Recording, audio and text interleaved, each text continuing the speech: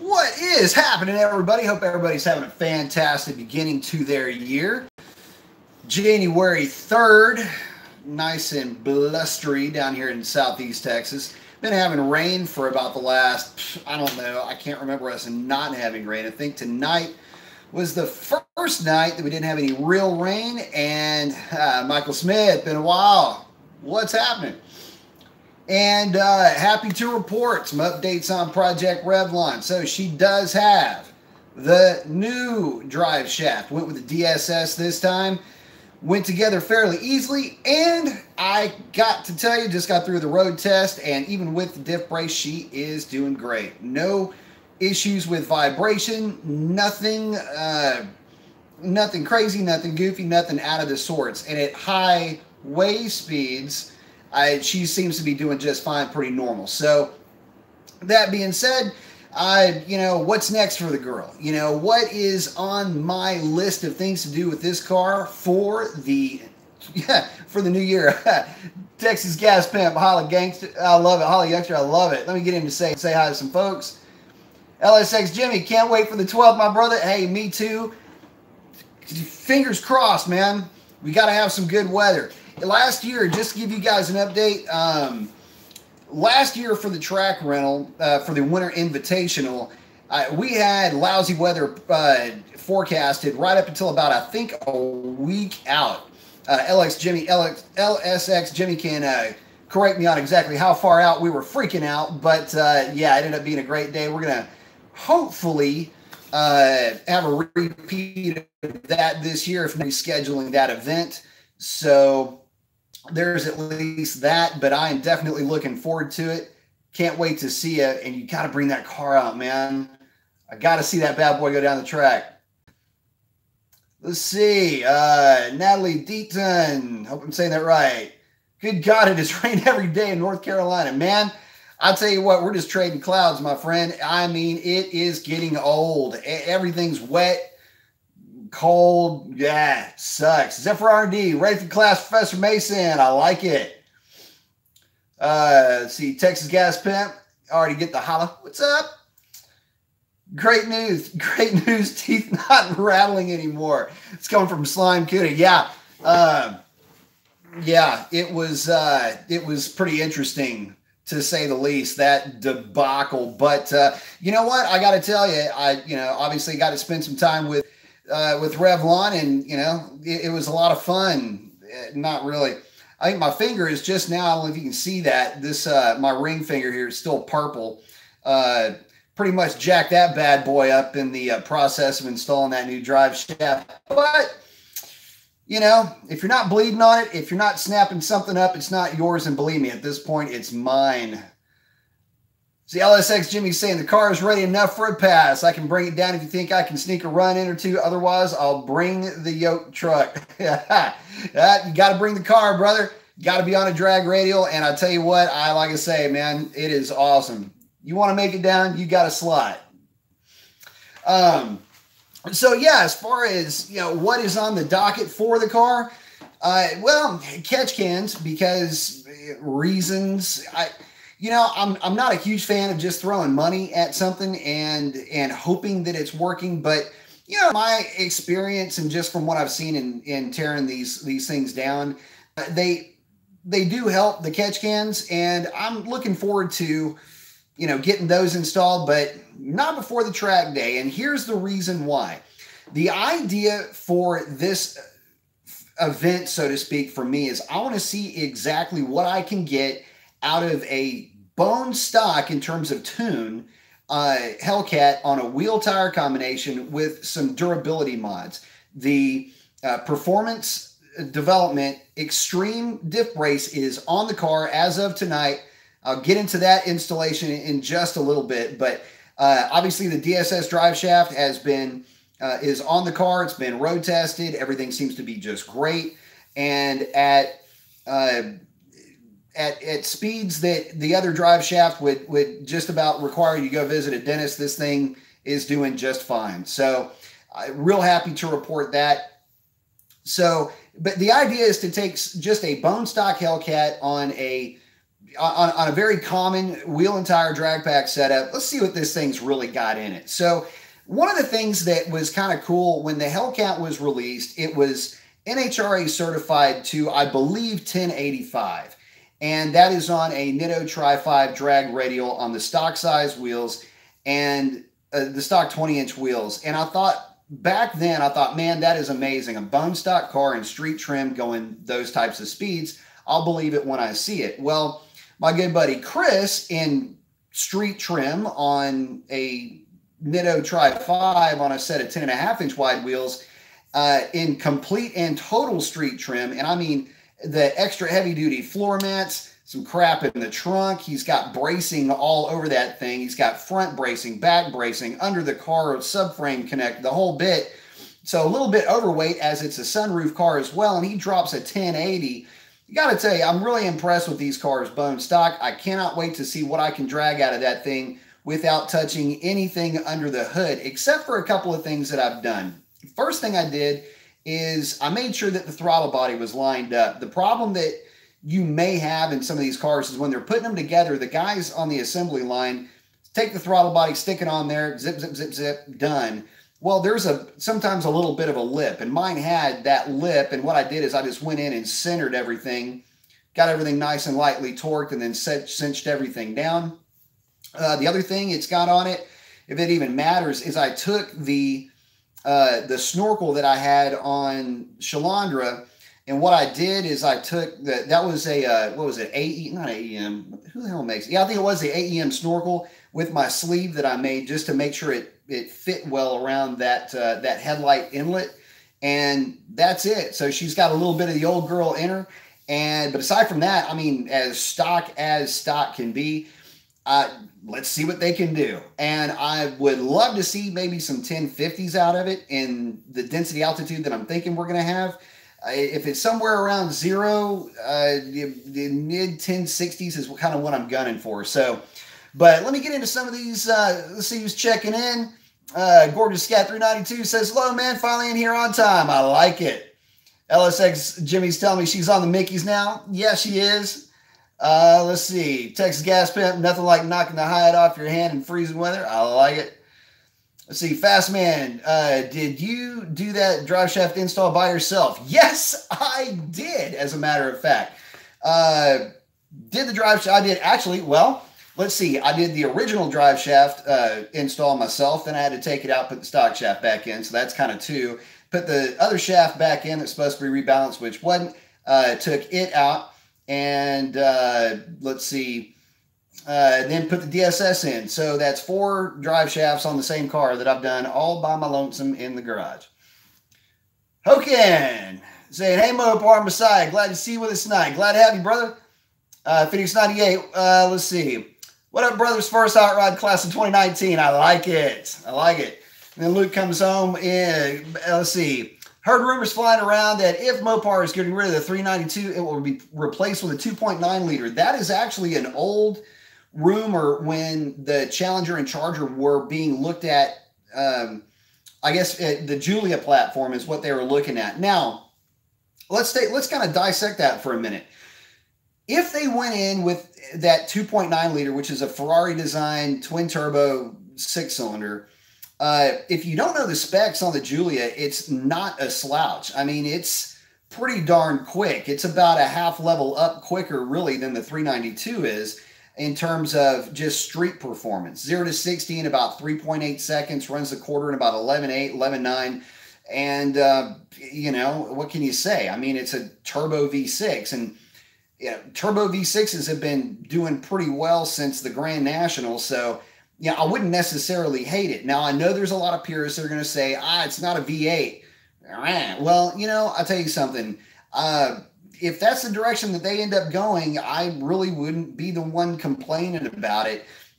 Dodge, Mopar, what have you, has really been on the cutting edge of those types of trends for a very long time. Now, would it break my heart a little bit? Well, yeah, of course. I mean, whose wouldn't it, right? But I don't think they're going to go that route. In fact, there's a lot of reasons why they're not going to go that route now. In fact, they were speaking about the Ghibli platform for really leading up to the talks about just reviving and breathing a little bit of life into the current LX platform, drag a little bit of weight out of it and let her rip. So a lot of that's going to have to do with licensing and contracts with Mercedes-Benz for that platform. But at any rate, that's really where it's looking like it's going.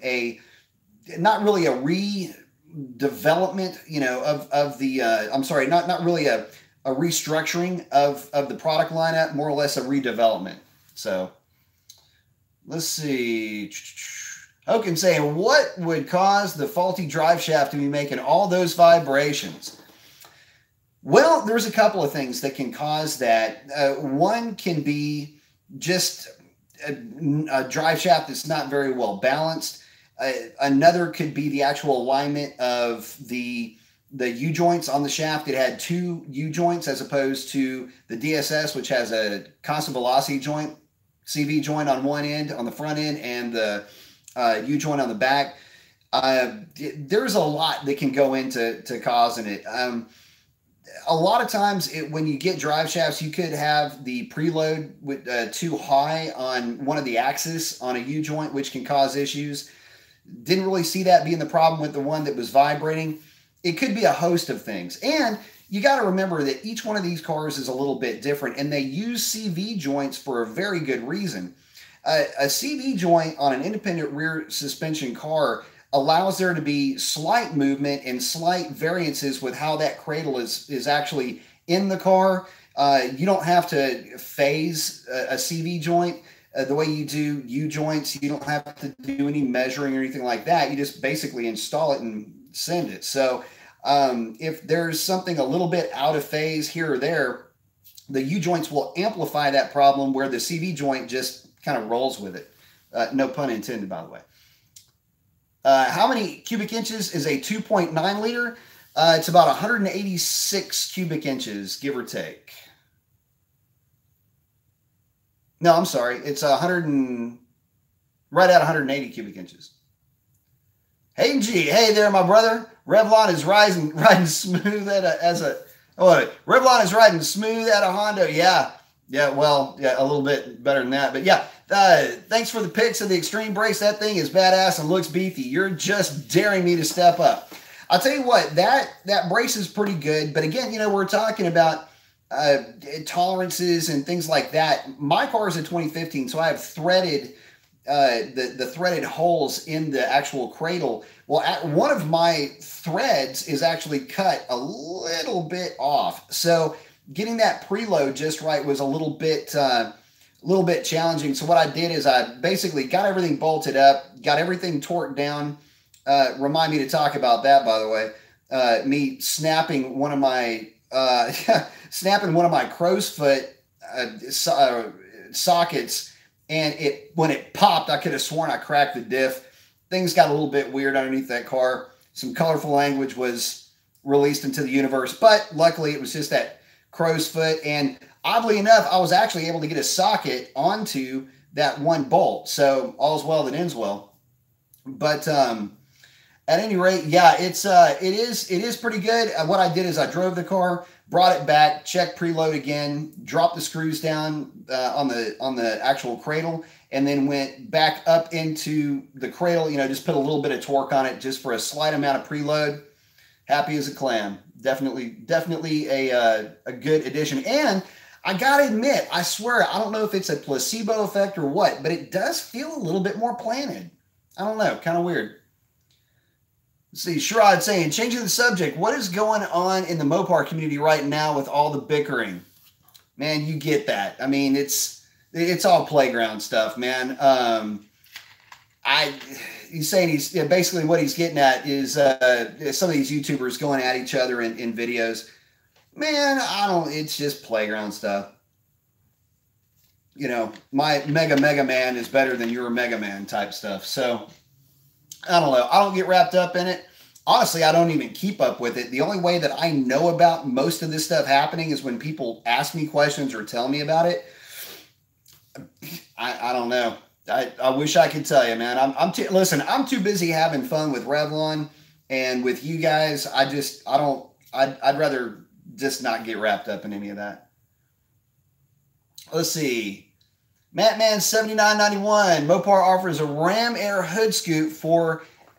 hold on, wait. Sorry. I need glasses. Mopar offers a Ram Air hood scoop air intake for the Sport Rams. Yes, they do, with the hood scoops. You think it's worth it? I'm looking to get a little bit more horsepower out of the Ram. Absolutely love that thing. I do too.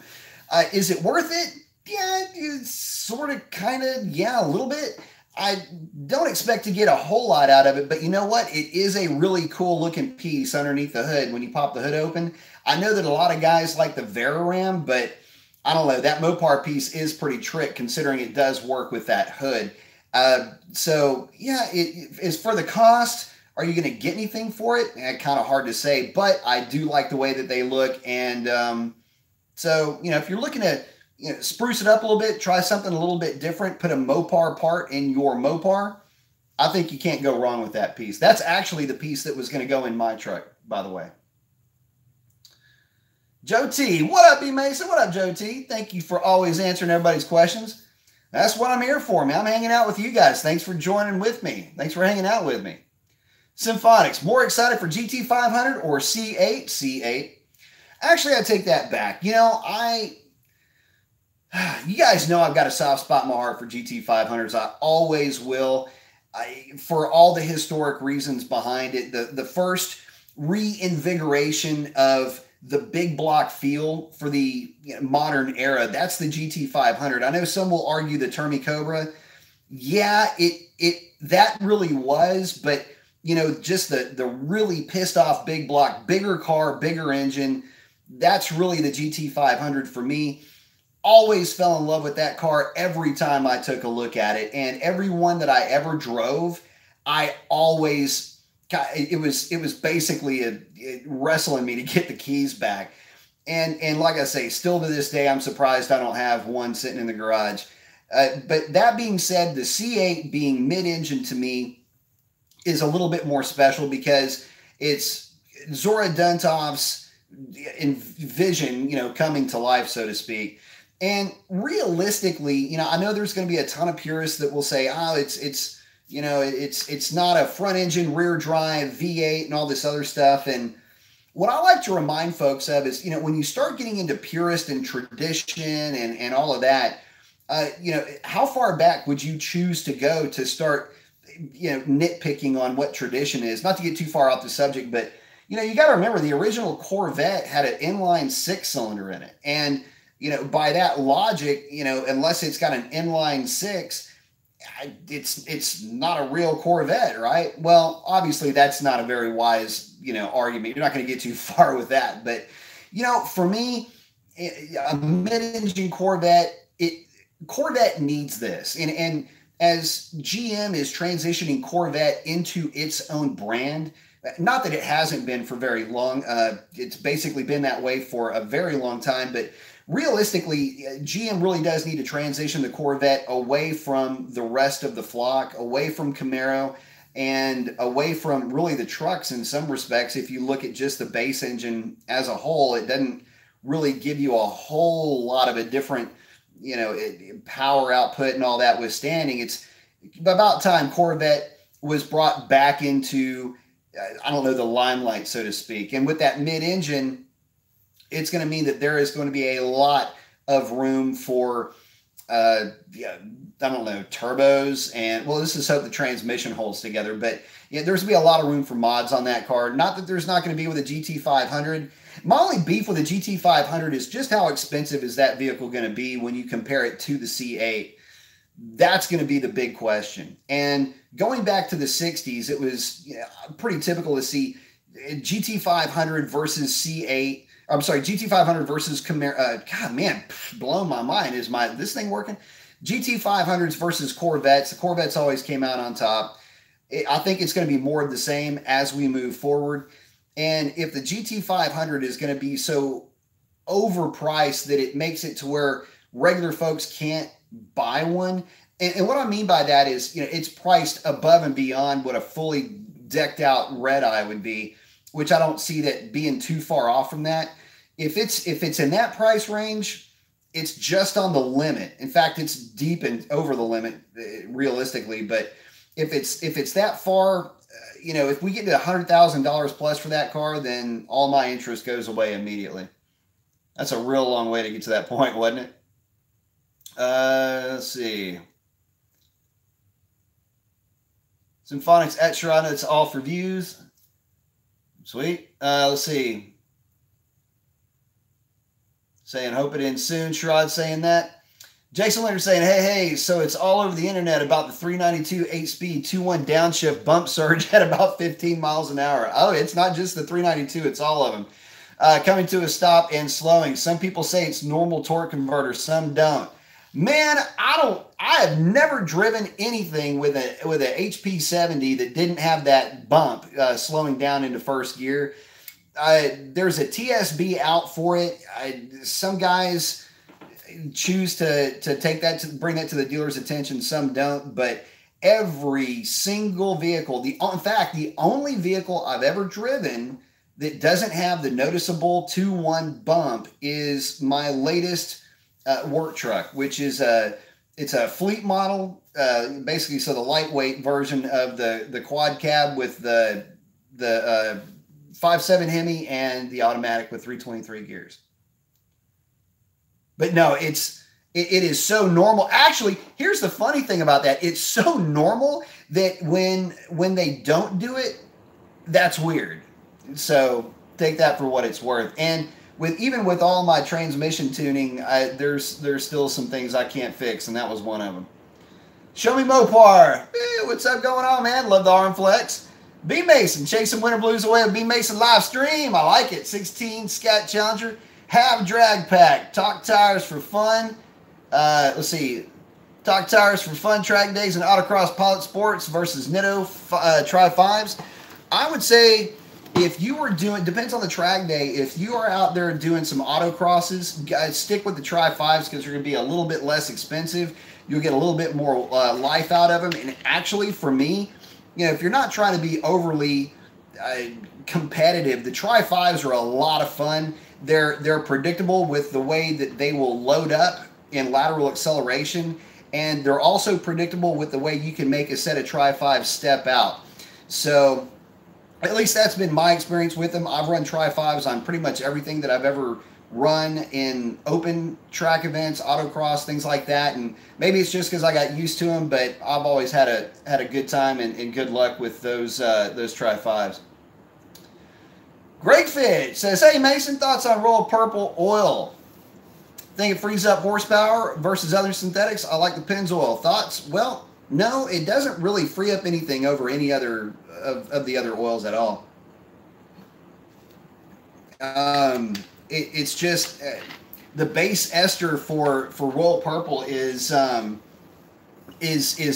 It's not as good as Pennzoil or Mobil 1. I wouldn't think that it's too far off of that though. And really, when you start getting into that, man, you're splitting hairs.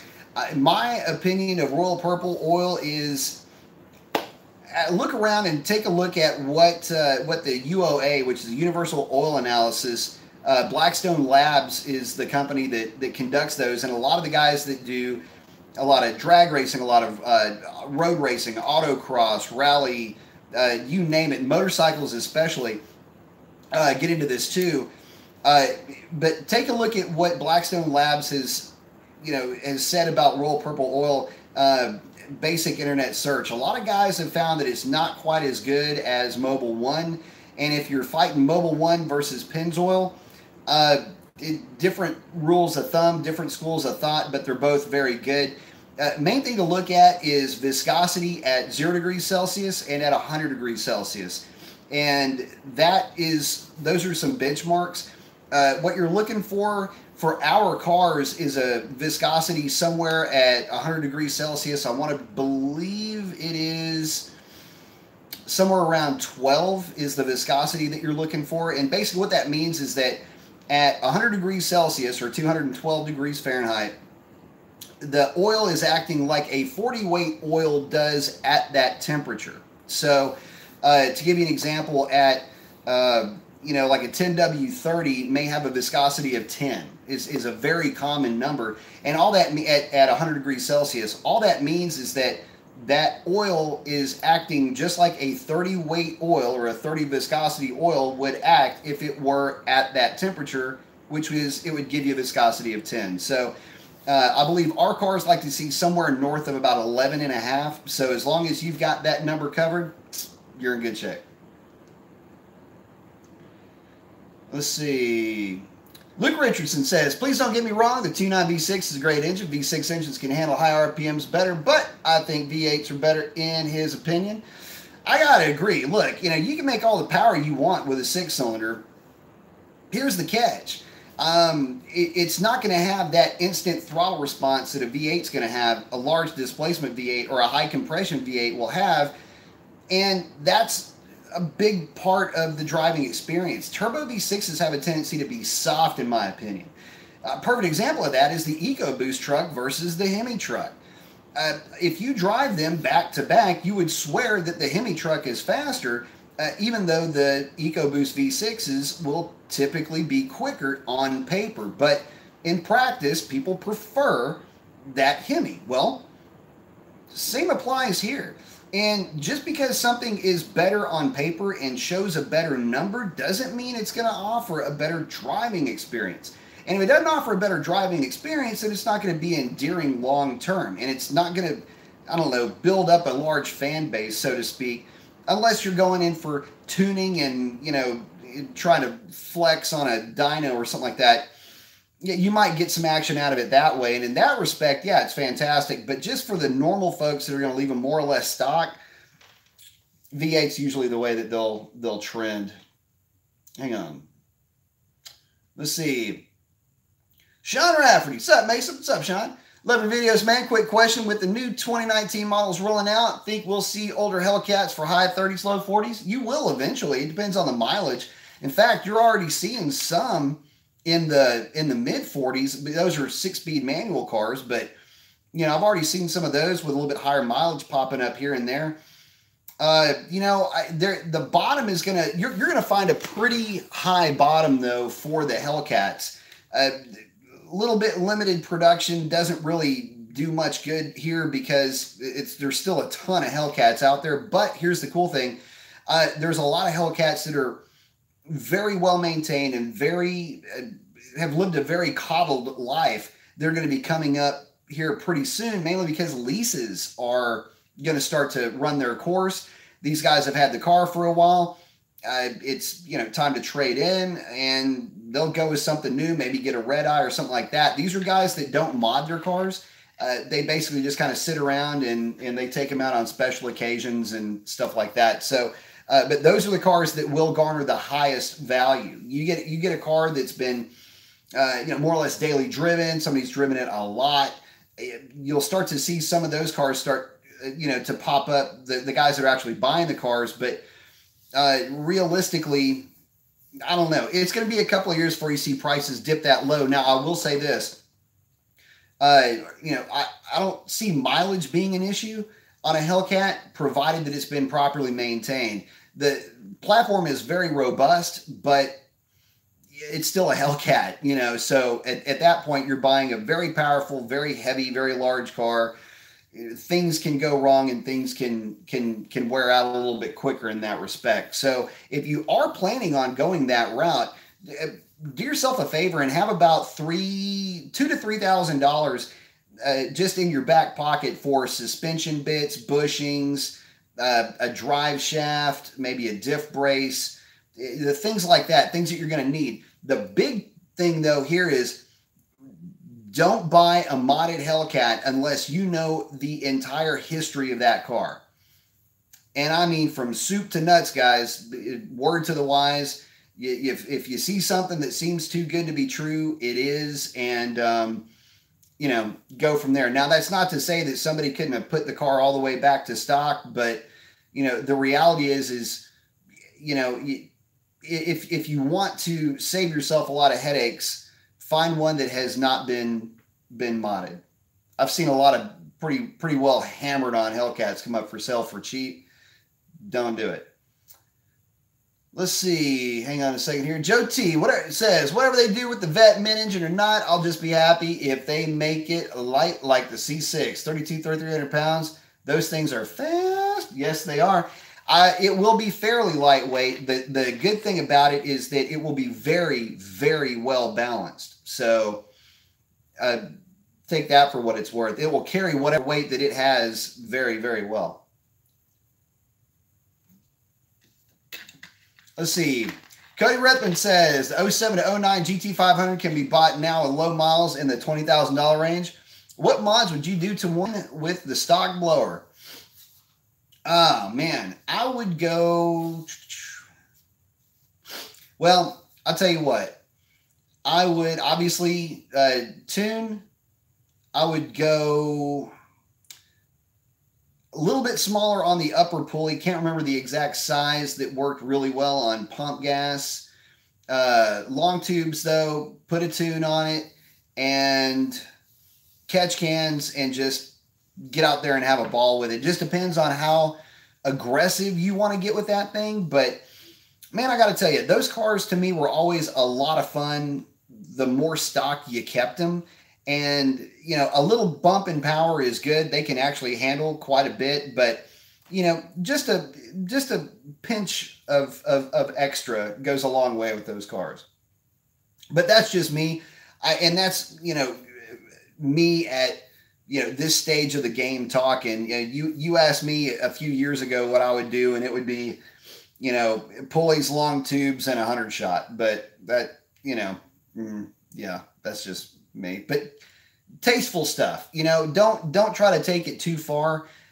When you start to try to take those cars too far, you know, transmission issues start to come up. You're already running up against a traction issue with that car, just with the weight bias with those things. So my thing is just make it to where it's got a little bit more to it. They do need a tune, in my opinion, from the factory anyway. So, but don't overdo it. You know, it's one of those things where, you know, too much sugar in that coffee will make it taste bad. Let's see. Luke Richards is saying, this guy, Ken Block, made a 3.5 liter EcoBoost V6, put out 914 horsepower. That is big block V8 territory, maybe some V10s, a whole lot of V10s, way over that, actually. You know, I'll tell you something. It can be done. I mean, that's the thing. You can make a ton of power with those things, but you've got to remember that just because something makes a lot of power doesn't make it fun to drive. In fact, I have had more fun driving cars that were low horsepower than big horsepower cars, especially turbo stuff, because, you know, the big turbo stuff is very laggy. Now, once you get them into the power band, you keep them in the power band, and that power is instant. It's just, it's intoxicating at that point. But yeah, the V6s can make plenty of power. I mean, any 6-cylinder on boost is definitely well worth the drive, to say the least. Symphonics at Joe T saying he loves his C6, looking to maybe swing a ZR1. Total dream car. They are nice. Zephyr R&D says my Nag 1 has a big 2.1 bump.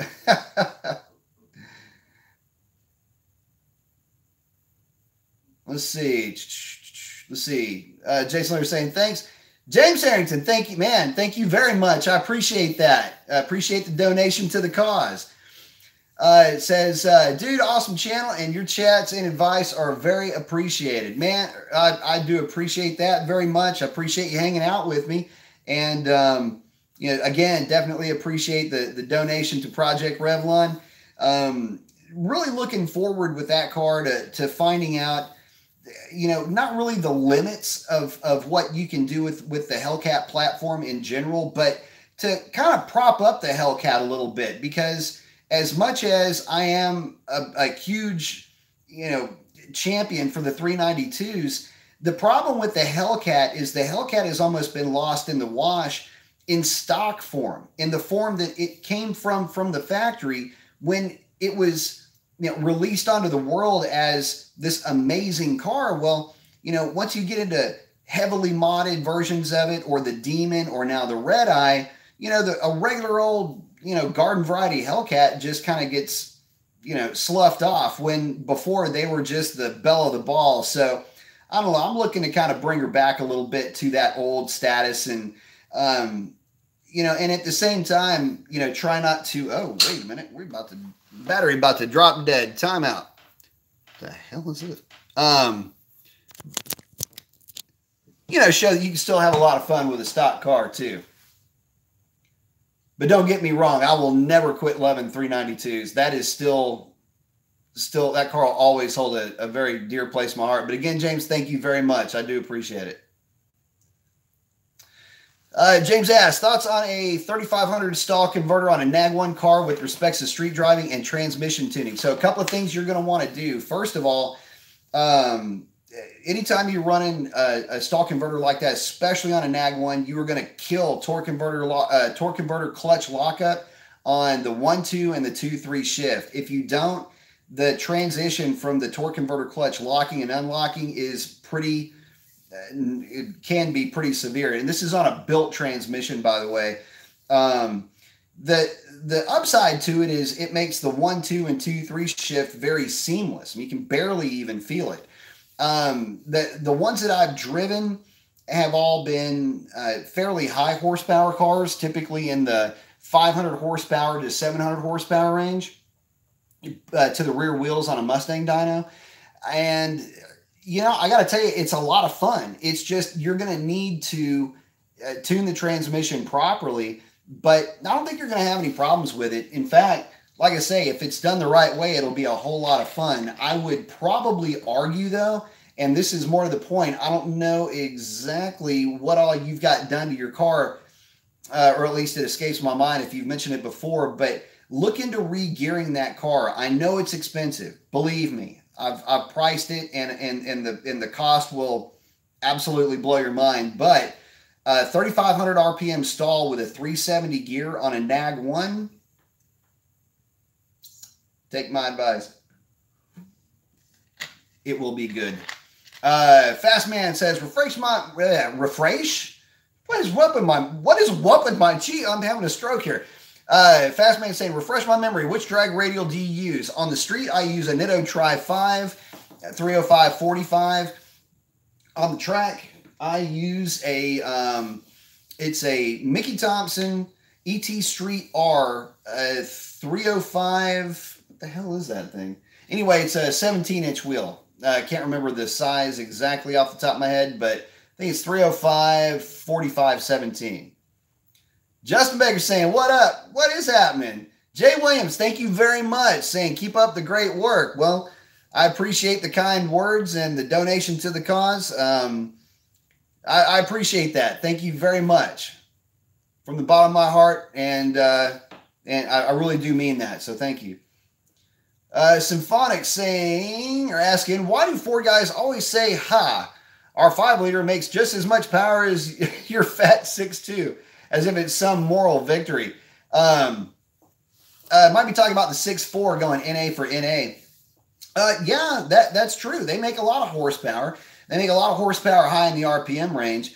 And that engine does weigh quite a bit. If you compare shipping weight for a Coyote versus a 392, it's not that far off, believe it or not. But here's the thing. Yeah, that engine is huge. It's dual overhead cam. It's quite a bit more sophisticated than the 392. And, you know, let's be honest. Overall performance, just from a tip-in torque standpoint, it's really tough to beat the 392. But you know what? The 5-liter has its place. High revving engine, built like a tank in NA form. And, you know, as long as you keep the revs under 7,500 RPM, naturally aspirated, they seem to last a long time. But, you know, it's always going to be like that. I mean, Ford, for the longest time, you got to remember, always ran with the smallest displacement, and they always did really well with it. So, you know, it's always going to be a David and Goliath type of fight when it comes to that kind of stuff. And, you know, you just got to kind of take it with a grain of salt. But that being said, I don't know, man. There's something really endearing about that 392 that you just don't get with the higher technology engines. I mean, I get it. It works on paper or whatever. And yeah, you slap a Pro Charger on it or a, you know, a Whipple on the thing and they make a ton of power. But I don't know. There's just something more endearing about the NA 392 for me than there is for the Coyote. I don't know. Maybe I'm old fashioned, but anyway, I know what you're talking about. Let's see. Zephyr RD, Poor Oil, I think is how it's supposed to be said, has caught my eye. Bisimoto Engineering has some interesting data on it, and Bisi basically has family that owns Torco Oil. Yeah, as long as it matches the spec and it's using, you know, a top tier base ester, then it'll be just fine. I mean, there's some boutique oil companies that are floating around out there that will, you know, put together an oil for you. I don't know that the juice is worth the squeeze when it comes to cost with those things, especially if you're changing the oil as often as most of us do. I just don't know that it's really worth it. You're not really going to pick up any power. The only time I start really digging into oil, and I've kind of gone down this path before, is when I'm looking for a specific viscosity for road racing. And where is that viscosity going to be at what temperature? And to be honest with you, 2050 Rotella pretty much wins that argument every single time. And that's, you know, going back a lot of years. But, you know, it's just at what temperature does that thing get to on track? What is the viscosity of it? And that's really what I'm more concerned with when it comes to oil. Let's see. Joe T hanging out with Sean there for a minute. Let's see. Justin Baker. X85 versus Pumpy 85. Worth getting another fuel cell in the bed for some extra timing at the track. Maybe pull the fuse and run a different fuel pump on the tank. Man, I don't know. You know, X85 is fantastic because it is a consistent fuel, and you know, but you're testing your fuel quite a bit, so you know it's falling in line where it should be. It's only worth it if you have fuel quality concerns. If you don't, you're just spending more for the same thing, basically. I wouldn't really worry too much about it. If I were to do something like that, I would maybe look into meth injection, but you guys know I'm not a big fan. I mean, I get it. It has its place. It works. It does whatever it does. But, you know, for my money, I would stick with, you know, just keep testing what you're finding, and just know that the only alternative to that, you could possibly go E90, but it still would require a separate tune, and obviously that's going to be even more expensive still. So, man, I just don't think you're going to get enough out of it to make it worth your time. Sean Egan, thank you very much. I appreciate that contribution. And Sean is asking on a 18-392 6-speed. He's got 1 7/8 long tube headers, high flow cats, and a Hemi Fever tune, making about 458 wheel horsepower. Should I add a 90 millimeter throttle body? A mild cam upgrade is coming next year. No, stay away from the 90 millimeter throttle body. Your best bet is to go with the Fastman ported stock throttle body. This is a true through ported throttle body. That is what I've had my best results with. It's what I recommend for my ported intake manifolds. And again, the reason why on that throttle body, if you look in the throat of that intake manifold, that is your major choke point, number one. And number two, the intake runners simply, they're just not big enough to support that type of volume. They offer up great velocity, but not a ton of volume, at least not even for what the stock heads can actually work with. So in saying that, a 90 millimeter throttle body isn't going to help you because you're not going to have any flow through the runners and through the throat of that intake manifold. You know, you're just not going to be able to take any advantage of it. And even with a ported intake manifold, the best throttle body you can go with is an 84 millimeter. And again, it has to do with how the throat of that intake manifold is shaped for about the first, 4 or 5 inches of the air's travel. Take my word for it. I've done more testing on intake manifolds and throttle bodies than anybody that I know of. And although the results have varied slightly, I can tell you straight away that on a 392, I know what works on that intake, and it's been dyno verified and track verified, and a 90mm throttle body is not one of those things.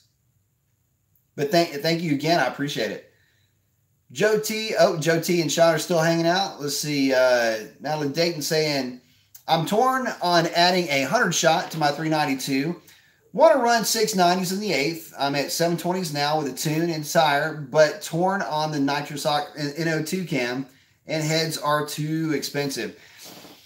Okay, so let's if you're running 720s with your 392, you are screaming in the 8th right now. I think the best I ran was a 724 with my 392, and that's when I went 1139 at 118 and some change in full street trim. So, and let me think about this for a minute. If you want to throw a 100 shot on it, I would definitely suggest a wet shot. Nitrous Express has a good kit that is a progressive kit. Can't remember the part number off the top of my head, but you're definitely going to want to go with that type of a setup. Don't go over 100 shots, not for the engine's sake. It's more for your transmission. Make it a progressive hit. You just don't want to get too deep into into making too much torque with that thing to where you start to, really wear that thing out quickly. But let me look at something real quick. He said he's, Nitrous cam. So yeah, the car will definitely, you'll definitely want to run a cam with that setup to make the best use of the Nitrous. The stock cam has got a lot of lift, but hardly any duration to speak of. That's one of the and a very wide lobe separation angle. It's one of the reasons why the car is so strong out of the hole, but it just can't breathe on the big end. Well, number one, cam doesn't allow for it. Number two, the intake manifold kind of hurts you a little bit. Now, if you go with the cam, you can actually extend the range of that intake manifold a little bit. That'll help you out. But if I were to put Nitrous on a 392, I would limit Nitrous on a stock car to about a 75 shot. And if I put a cam in the car, then I would limit it to about a 125 shot, give or take. But I wouldn't go over that, and I would still run a progressive controller no matter what. Let's see. And again, not sure what cam you're going with, but err on the side of caution when you put a cam in these cars. If you go too aggressive with the cam, you'll find out real quickly that bottom end torque that you used to love, when it goes away, the car does kind of feel like a turd. If the right cam's put in it, then it'll feel great. Full Auto GT. Put my stock mufflers back on this weekend. The muffler delete had the volume I liked, but had way too much drone. I understand that. Feels like the car has more torque on the low end. What do you think do you think that's a thing? Yeah, a lot of people will say that they feel like the car has more grunt. If you look at the design of the mufflers, I don't know that it would affect it really one way or another. I think a lot of that has to do with the fact that it's just quieter and you're not paying attention to the loud, sensory overload type of thing. And I think you're just feeling really more what the car is doing as opposed to hearing it. But I've heard that before. Himmy Head saying, greetings, loving your live shows. Thank you very much. Appreciate it. Thank you for hanging out. Full Auto GT. Has anything to do with back pressure? Not really. The stock exhaust system, believe it or not, it's a very low restriction setup. In fact, it's really good. So in terms of restriction or anything like that, you're just not going to have it with the stock system. You already have basically flow through mufflers. It's like having MagnaFlows on the car already. Justin Becker saying, Taco Circle D today on reinstalling the SRT Converter I have from the Blow Trans. It did in fact drop D clutch. Oh man. What style do you think I should go with? Trans is about 50%. Measuring clutches now.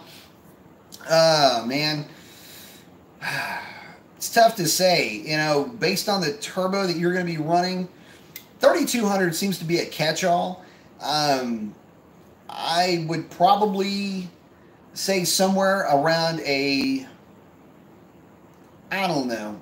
With the cam that I was thinking about for your truck, I would say like a 2800 RPM stall 28 it probably would flash to 32 with the amount of power that truck's going to make. So the idea is to try to cheat the converter down a little bit for daily drivability, just knowing that you've got some overhead that converter to flash when you go to launch it. So somewhere in that range. I wouldn't get too far outside of that. I know it can be tempting to dial it up to about 3,900 RPM, but we got to remember it's a street truck, so, and it's heavy, and so that would kind of lead you to think you'd want more converter, but that can hurt you for drivability. So him saying, "Oops, loving your live shows." Yeah, I saw that on the last comment. It got a little funny. Show me Mopar. Did you tune Revlon yet? No. Is it part of the plan? Kinda. I know you want to maximize the stock platform. HP tune part of that initial plan. It will be, but I won't be doing what you might be thinking I'm doing with that tune. So when the car is tuned, there are some things that I'm going to do that are going to keep it a bit more stock than you might think. So when the tune goes on the car, I'm going to bump up the cat over temp threshold just a little bit, just a tiny bit, just to keep it out of cat over temp a little bit longer. But I'm also going to richen the mixture a little bit, which is going to also help keep it out of cat over temp. And that is going to basically wrap it up for everything I'm going to do the tune of that car. It's going to be a little bit richer, but really it's going to be a couple of spark modifiers and a trans tune, and that's basically it. And as a matter of fact, those spark modifiers are going to hinge more around torque management and just numbing it a little bit and taking just a little bit of knock sensor sensitivity out of it. It is going to be a mild tune, to say the absolute very least. And with the trans tune, I'm not going to touch anything but the wide open throttle shift points. That's it. I'm not going to go crazy with any of it. There's going to be a few other things that I'm going to change in the tune just to make things kind of work better. But for the most part, it's going to be a very, very mild tune. Once it gets to that point, that'll be probably at the tail end of this year. But that's because I won't have any warranty left on the car. But that's really the idea, is to maximize what I have, but to do it in a way that is not going to affect long-term durability. So that being said, timing is not going to be touched. I'm not going to mess with anything like that at all. In fact, it's going to look a lot more stock than tuned if you're to do a compare file one to the next. Let's see, Sean Egan saying thanks. He said he ran a 12.3 with 437 rear wheel horsepower. Can't wait to see it run with 20 more now. He's up in Minnesota, so he's going to have to wait till spring. Yeah, I know that's right. Yeah, I can't wait to see that car run too. That's going to be awesome. Or hear about your car running, I should say. Preston is asking, what is my opinion on the 2011 through 14 6.4 liter SRT 8? That is the original SRT, or I'm sorry, the original 6.4 with the NAG 1.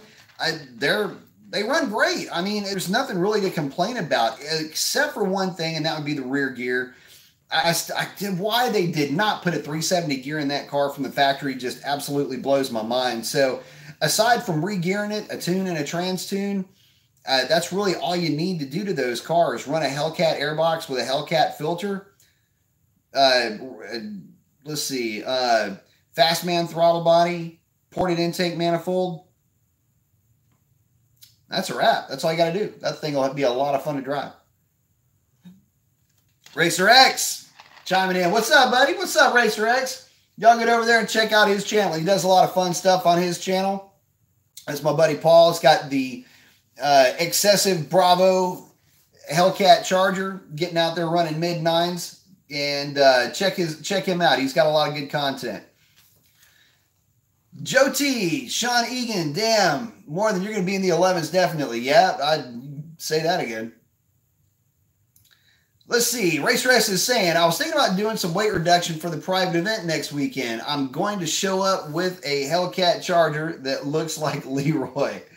I like it. Yeah, well, you know what? You know, you got to drop weight somehow, brother. No sin in firing up the old plasma cutter, but you know, I don't know. I think it's more impressive when you go out there with a full weight 4-door sedan that's running mid nines and will do it basically at will and has drive from here to wherever you want reliability. So, you know, cutting weight, I don't know. For some platforms, it makes sense. For others, it doesn't. And man, I think that you're setting a bigger statement by going out with a full weight car than you are if you started tearing out seats and door panels and, you know, hoods and trunk lids and whatever else. So I don't know. That's just kind of the way I would look at it. But I got tools, man. Bring the car by the house. We will tear it down before we go to the drag strip. See, Justin Baker says, talking about the oil, I love my AMSOIL. Blackstone results have been great. I tested every oil change and much cheaper than Mobil 1. Actually, yeah, AMSOIL is fantastic oil, and they typically do really well on the Blackstone Labs. Zephyr R&D asking, how would a 6.1 NAG1 car built up with a 426 stroker with a Whipple or Pro Charger and built trans hold its own to a stock Hellcat? God, this is an age-old question, it seems, at this point. What are my thoughts on that? If you've got the kind of scratch to put into that car to get it to that level, I would highly suggest buying a Hellcat.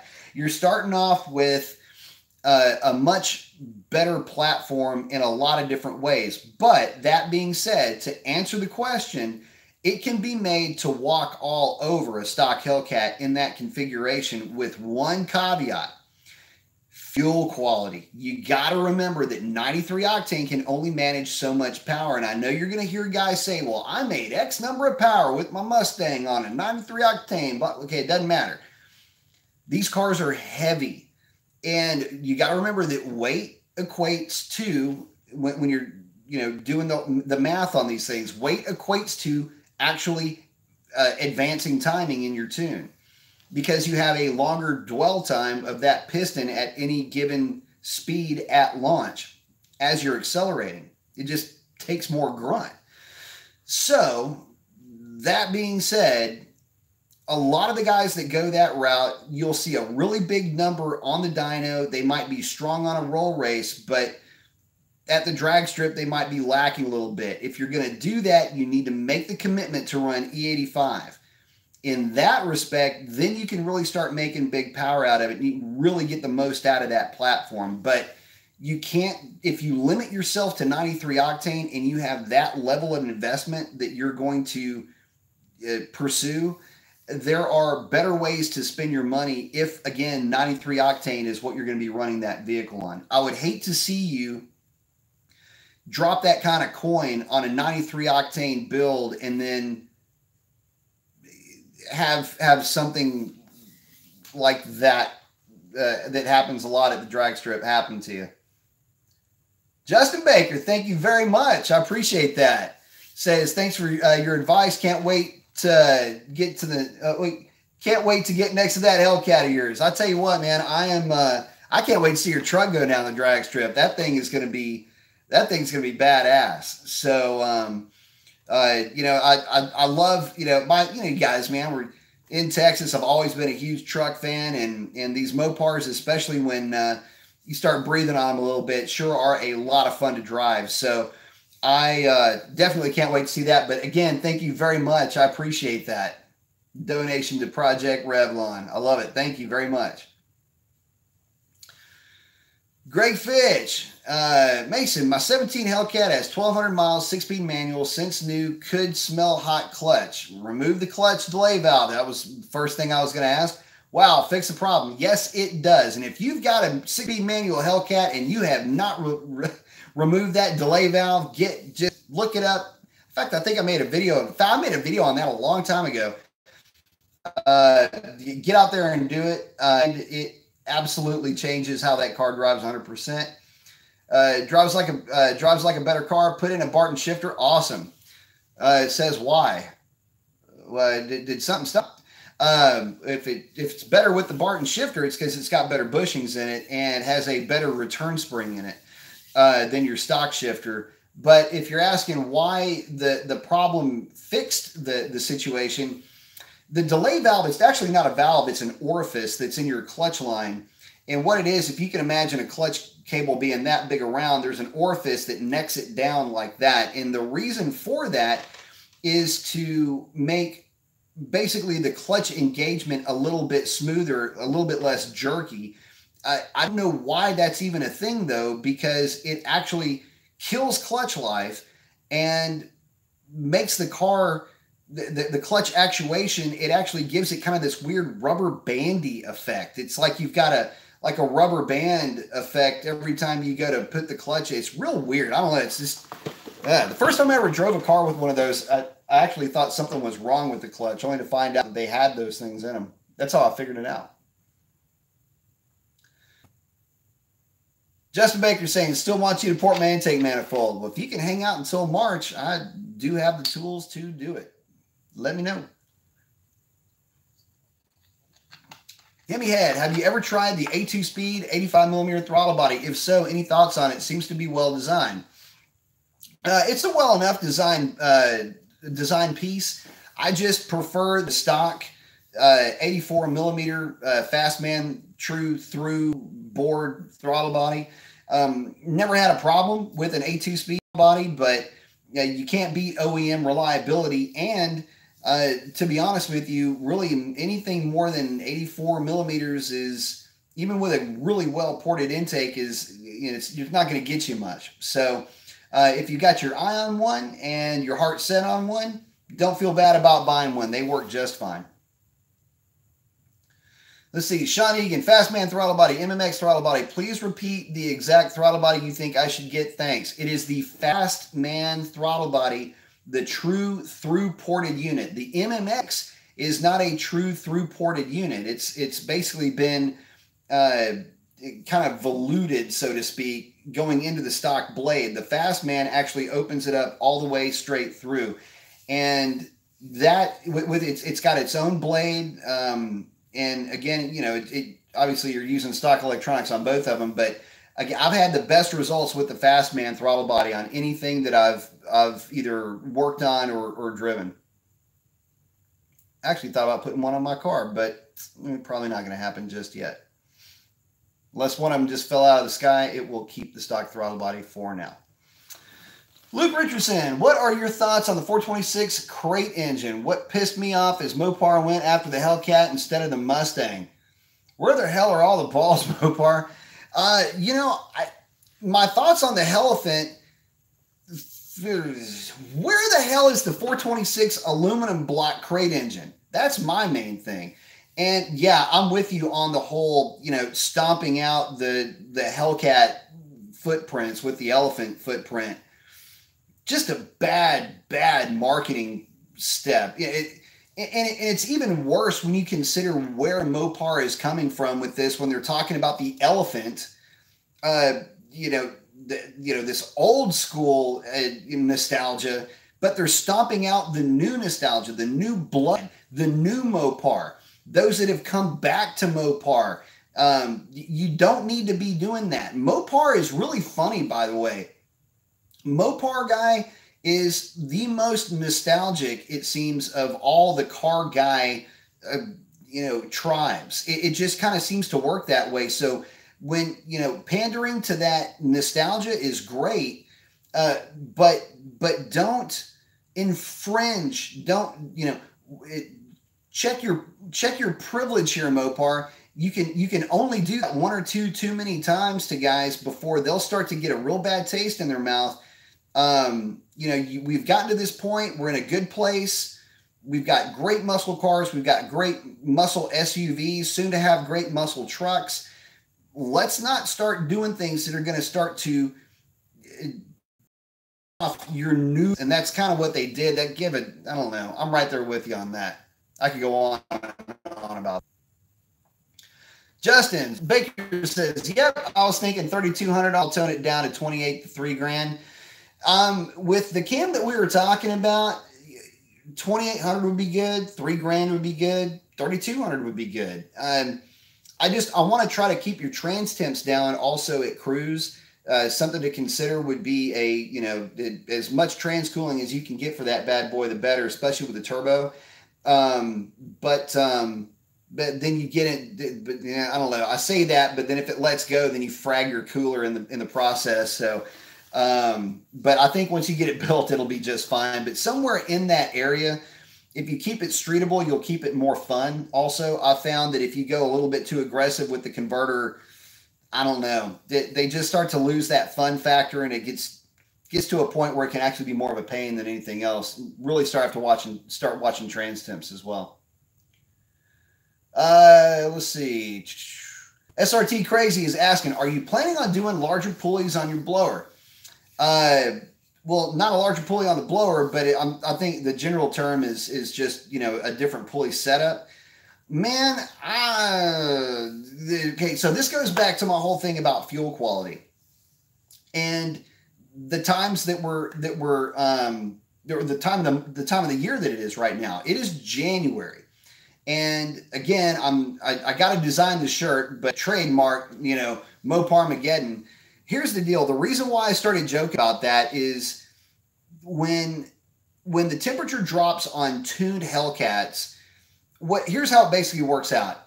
Hellcat owner, middle of summer, car's not running like it did before. It's because it's hot and it's not supercharger weather. It's nitrous weather. Gets pulleys on the car and gets it tuned. Everybody's happy. It's a fairly aggressive tune, but not overly aggressive. Depending on where you live in the United States, if you live near the coast, lower density or lower altitudes where density altitude can go deep into mineshaft territory, that's where you can run into problems. And if the fuel quality isn't quite right, you get a super low DA day, you take the car out, you're having some fun, and then boom, things go completely shitty.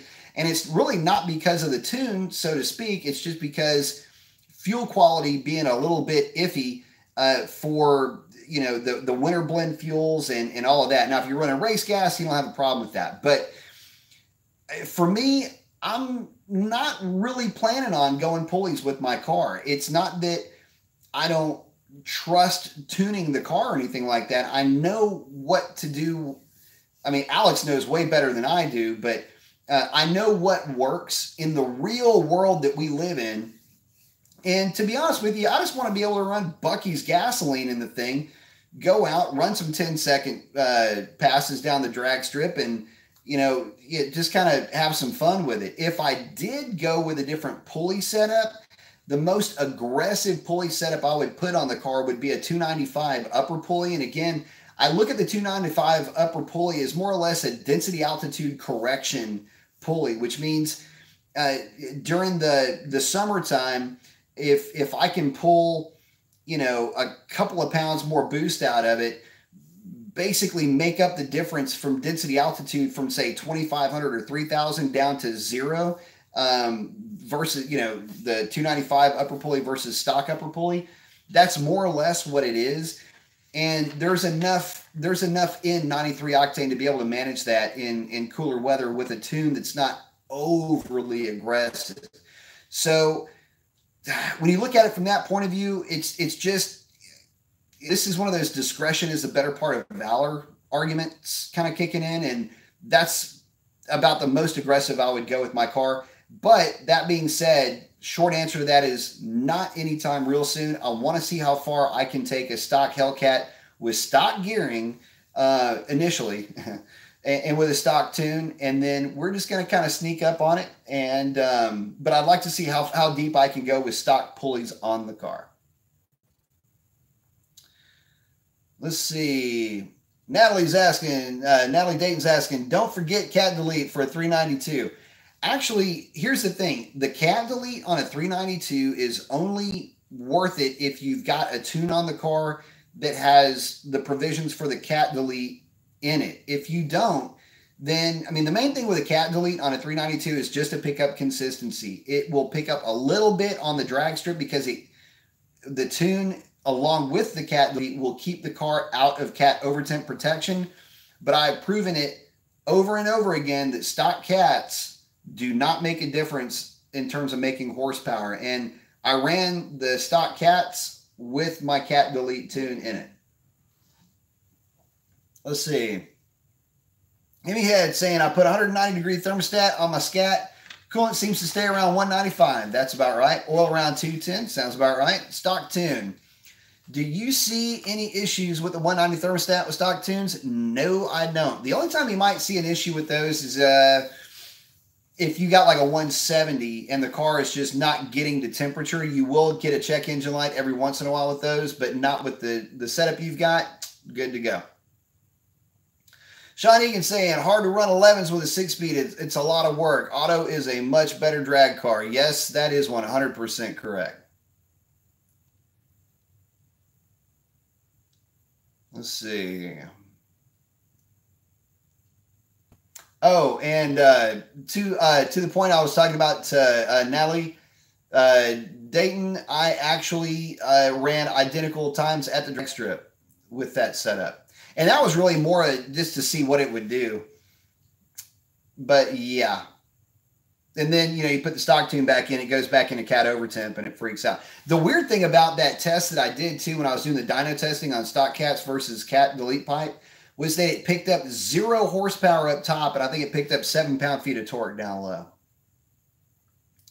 Hector says, Friday for me, I'm going to start up my car outside. It's 45 degrees, so it's going to be hilarious. Already scaring my cousin once. Yeah, cold start's a lot of fun. RacerX saying, good stuff, buddy. Looking forward to hanging out soon. Me too, my brother.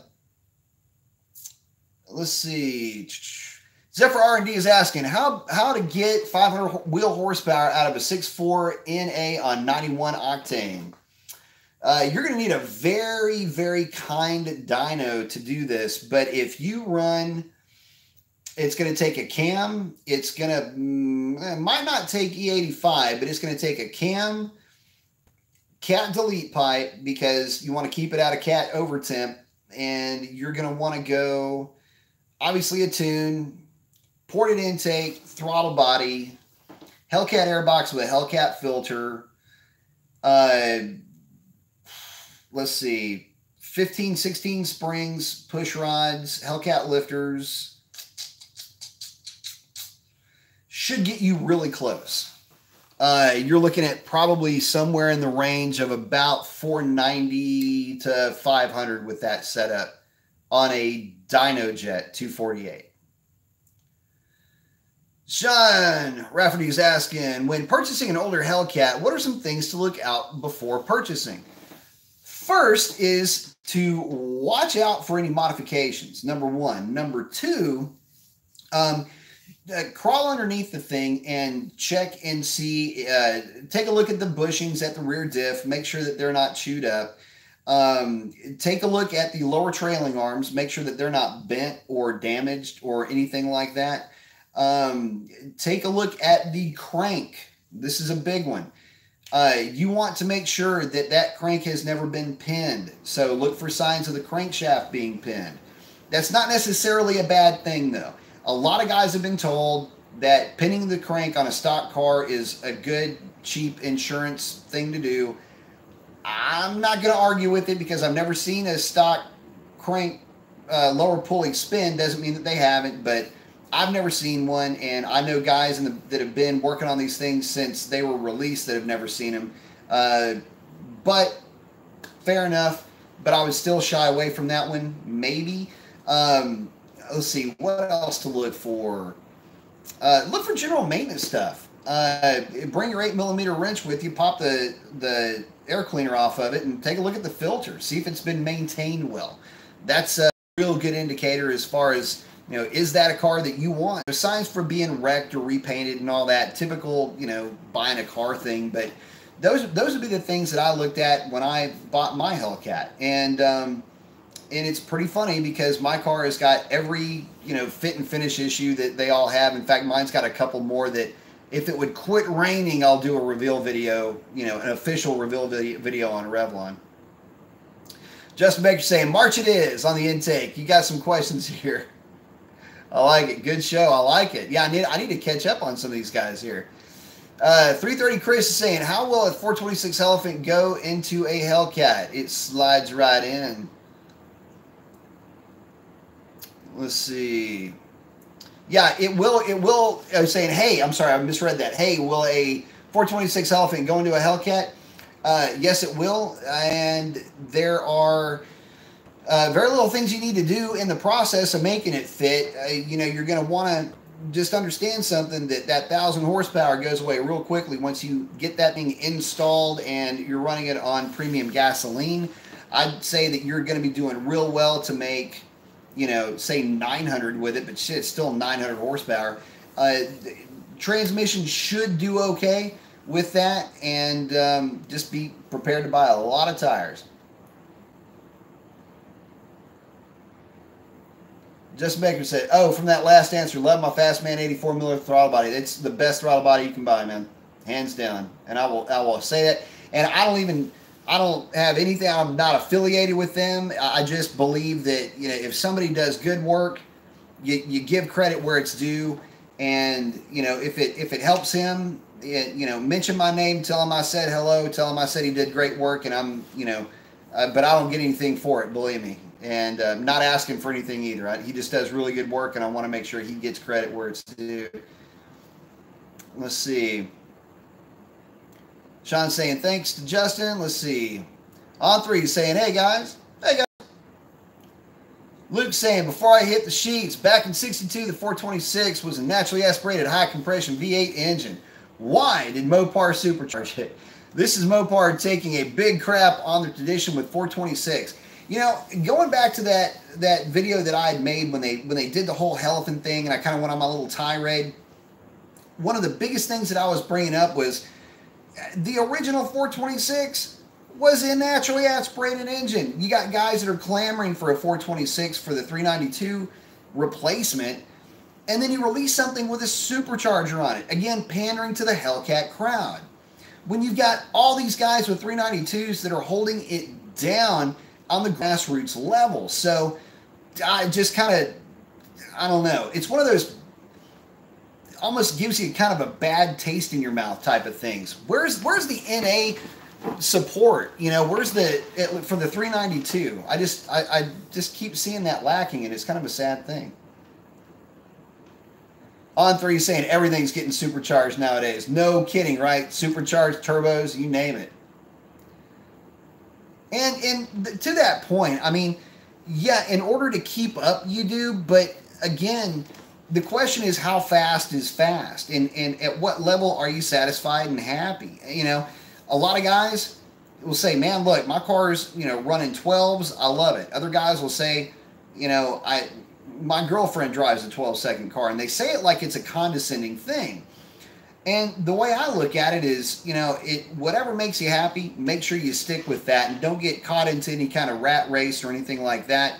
But, you know, you're exactly right, though. I mean, it really does take forced induction. It takes lighter weight. The same rules apply to going fast. But I think the idea is just how much power folks are getting out of everything with forced induction. Take a look at the GTR. Take a look at any of the EcoBoost vehicles. I mean, take a look at anything that's modern that is built as a forced induction platform, and the durability is there. The ability to make big power is there. And it's just, it blows my mind. I mean, and this is coming from a guy that, you know, back in the day when I had my Viper on Nitrous, it was Nitrous Vipers versus Turbo Supers on Nitrous versus the Vettes with Pro Chargers on Nitrous. And, you know, all those were just, you know, back then, that's when 1,000 horsepower was, you know, a freak out number. And now, you know, 1,000 horsepower seems to be the, you know, minimum horsepower of, you know, to get you in the door. So cover charge has definitely gone up on that Fast Club, hasn't it? Show Me Mopar, thank you very much. I appreciate the donation very much. Asks, warranty is up on the Scat in February. Mopar offered to extend for 2G. Ruins my tune plans. Long term if I roll the dice and continue my B Mason 392 plan. What can go wrong? Platform seems solid. I tell you what, you know, to re-up it for $2,000, man, I mean, it might be a pretty decent deal. Let's see. Let's see. If you roll the dice and continue the planes 392, what can go wrong? You know, it's just like anything, man. You are rolling the dice, and one of the reasons why the advice that I give is a lot of guys will say, you're being kind of soft. Well, the reason why is if you see the direction that that some cars go on the dyno, bone stock cars, I'm not even talking about 392 power cars or Hemis in general. I'm just talking about cars, LS stuff, Fords, okay, Mopar. They all blow up bone stock on a dyno. I don't care what anybody says, it happens, and it happens to happen all the time. It's just that you don't hear about it very often. And the problem is that if you work at a shop for any real length of time, then the things that people say never ever go wrong, well, you see those about once a month. The things that never go wrong happen once a month. Maybe once every other month if it's slow. The things that rarely go wrong usually happen about once every 2 weeks. The things that go wrong all the time that people will say, these things go wrong all the time, watch out for that. A lot of that is just smoke, man. It doesn't really, it almost falls into the sometimes goes wrong category. But I've seen bone stock LS engines let go on a dyno, early stock bottom ends, you know, cam heads deal let go for apparently no real good reason. I've seen stock Hemis let go for no apparent reason. You know, these things happen. Of course, Fords start turning up the wick on those just a little bit.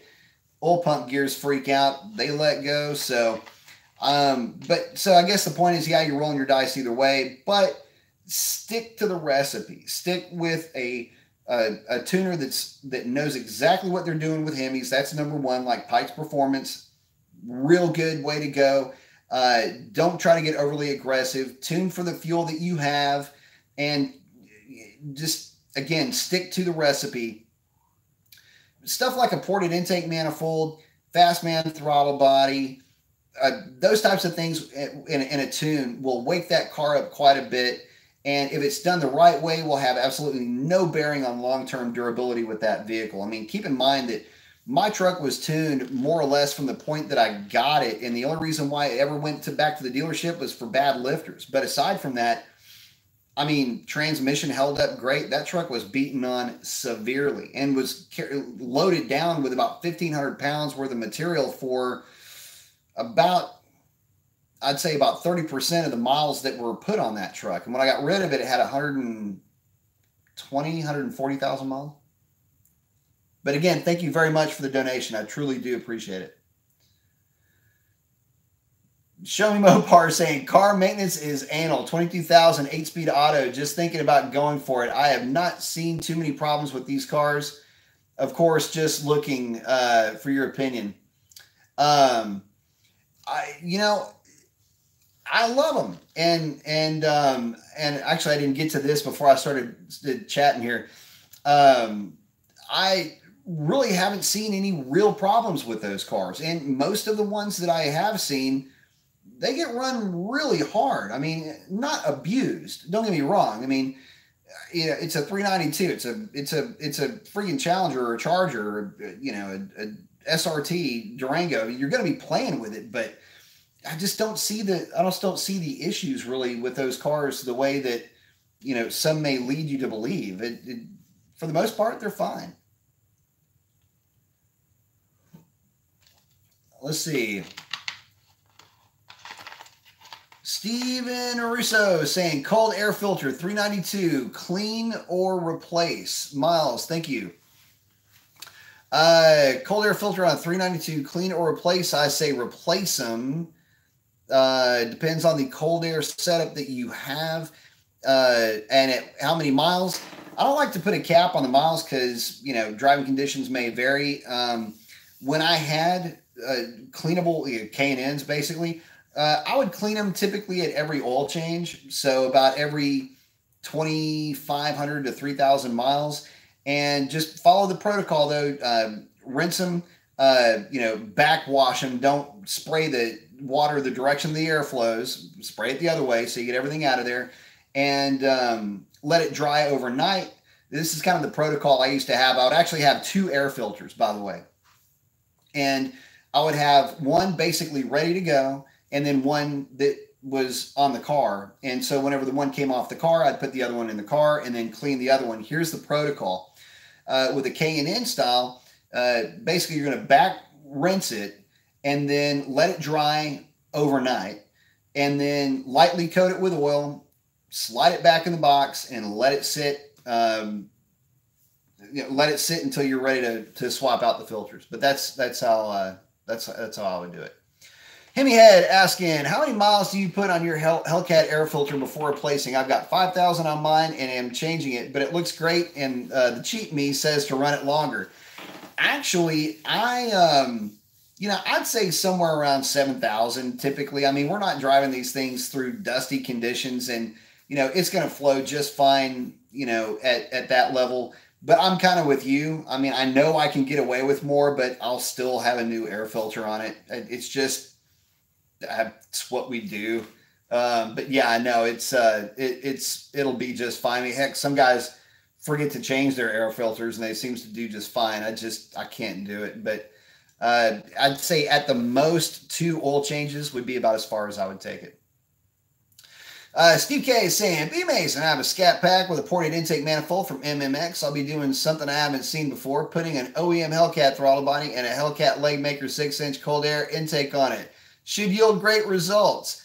Yeah, I mean, it's actually kind of common. We used to see that quite a bit. Good thing is you're putting a OEM part on it. So yeah, let me know how it does for you. Be interested to see that. Justin Baker's saying that he may have asked this before. Do they make a 2-step rev limiter for your truck? Yeah, actually. Who makes it? Oh, man, can't remember off the top of my head. But I have heard of that being an option. Technically, you can put a 2-step on pretty much anything. But can't remember exactly what it was that I was, or what the manufacturer was. But yes, you can get one. Zephyr R&D, how about 500 wheel out of an LS7 and a Z28 or a C6Z? Oh, that's easy. That's super easy. Basically, well, they have a better intake manifold to start off with. So, but I mean, if you really wanted to get lively with it, LS7 would go basically like this: MSD intake. I don't know, pick pretty much any big cam out of the Texas Speed catalog. Springs, lifters, push rods, Cooks, long tube headers, and no cats, whatever exhaust will fit underneath the thing, and that should get you just about that power number. A little bit tougher out of the C6, but yeah, the 427s, yeah, they're pretty awesome. Love that engine. Justin Baker saying cheers. Cheers back at you. Oh, some Phonics and at Zephyr R&D are hanging out. Let's see. Steve K saying, forgot to mention that I have the adapter to put the Hellcat throttle body on. I would hope so, but yes, you will need that. And I'm working with Leg Maker to make a Hellcat intake without the extra holes. Will keep me updated. Awesome. Let me know. I'd like to hear the updates. Patrick Stevens saying, hi, B. What's up, Patrick? Justin Baker saying, I don't run an air filter turbocharged for the win. Get lots of insects wings. Well, wings make you fly, man. So maybe there's something to it. If you remember the 2-step, text it to me, please. You got my number. I do. I will text it to you. I can't remember. It's driving me nuts. Who made it? I'll have to look into it. But yeah, I do remember there was one in there. On a couple of them, I think, had 2 steps. Luke Richards is saying, one other thing, I'm thinking about turbocharging my Chevy 1500 4.8 liter small block V8. That's a fun one, by the way. Let's see, 455 miles and 6,300 hours. Do you think I should do it? 238,455. I would do it if you've got another 4.8 just kind of hanging out ready to go. The only problem you got to remember, guys, when you're turbocharging these stock engines, ring gap. Got to make sure you open up the ring gap a little bit. And if you're going that far into the engine, you might as well put pistons and rods in it just because you're there. But yeah, I mean, you can get away with it for a little bit, just keep it low boost and, you know, watch your temps, but you can get away with it. Just remember that you are going to be on borrowed time. Justin Baker saying, do it. I love it. But yeah, no, I mean, if you want to try, actually, here's the cool thing. You know that engine's not going to last forever, right? I mean, we know that already. So here's the thing. It's a good opportunity to get the kit, get it installed, work the bugs out of it initially. Transmission's going to be your next issue, so just know that coming into it. Maybe have the transmission built, but get your bugs worked out of it first. And then, you know, once you get the first one out of the way, you should already have the other 4.8 sitting there. That one could have pistons and rods in it. Maybe set of ported heads, you know, turbo cam ready to go. Blow that thing sky high. Put the other engine in there. Have it retuned. Get out there and have some real fun. All right. Phoenix98 saying, let it rip. Hell yeah, let it rip. But man, I tell you what, one of the more fun vehicles that I see at the drag strip, by the way, I'm talking about Luke's idea here.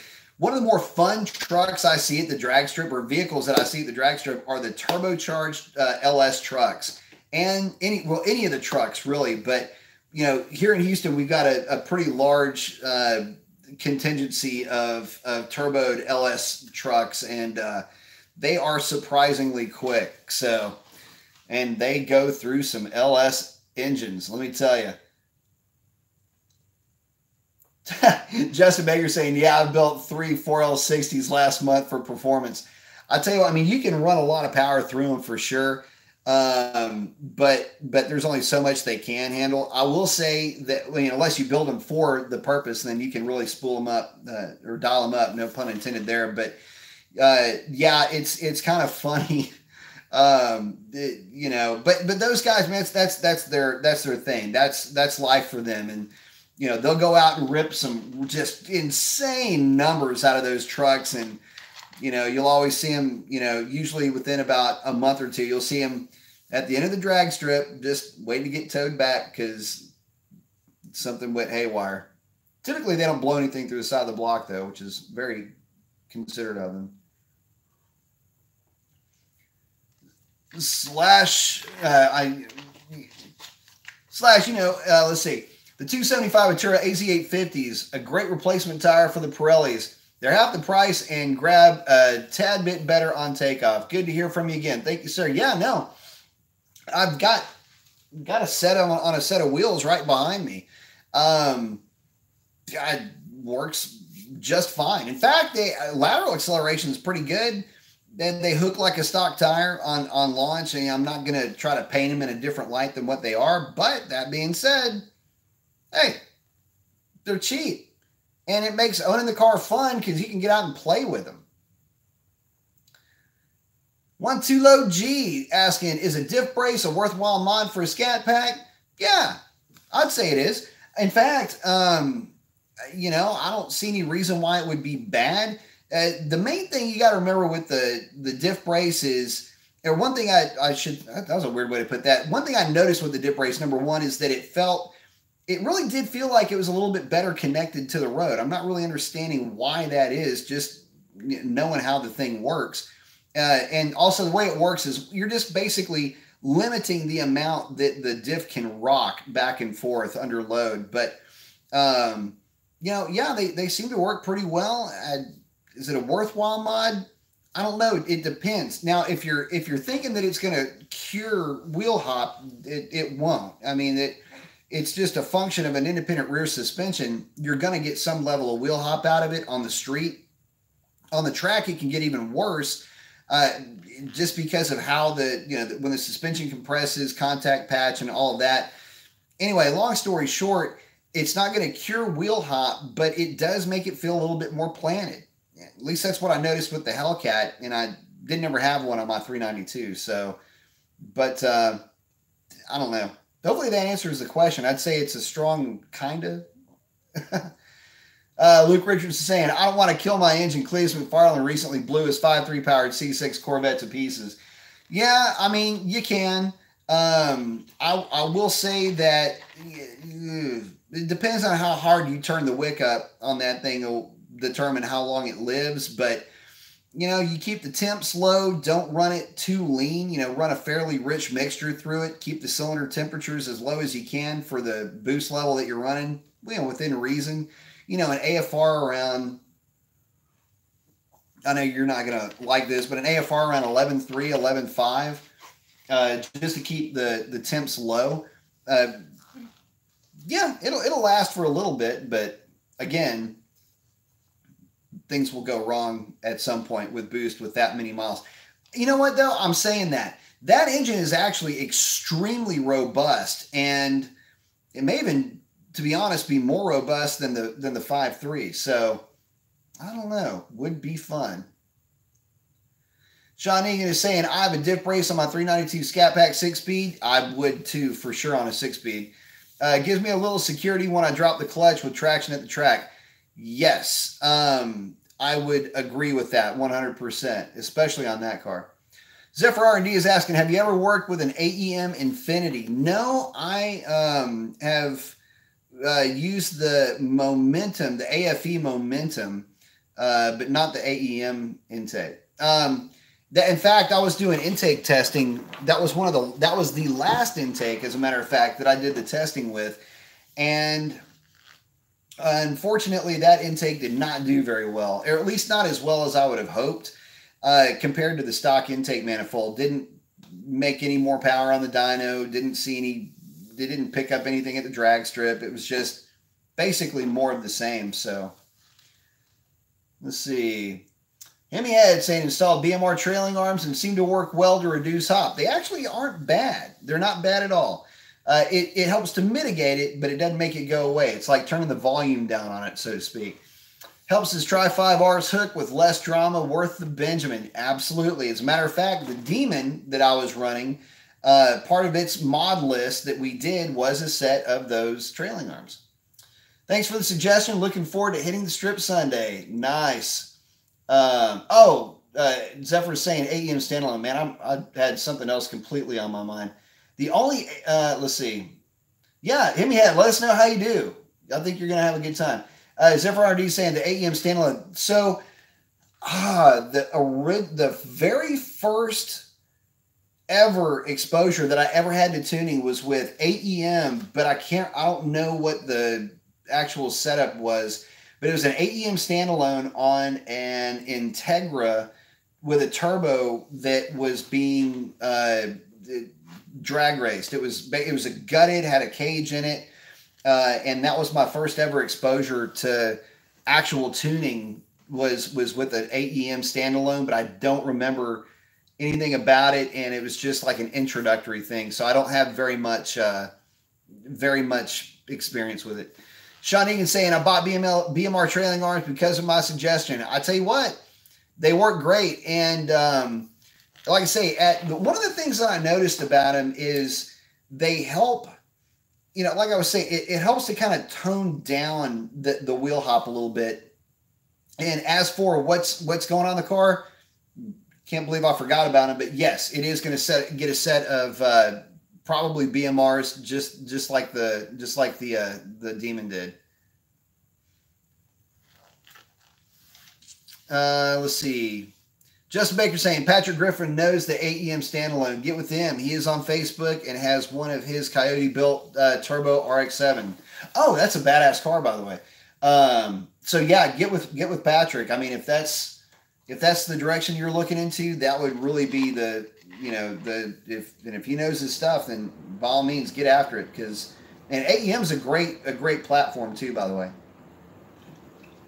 But yeah, getting back to Revlon. So yeah, you know, it's gonna be more of the durability mods, you know, traction stuff, suspension type of thing. That's really not suspension, just like I say, BMR or Spawn or, you know, something along those lines for the lower trailing arms.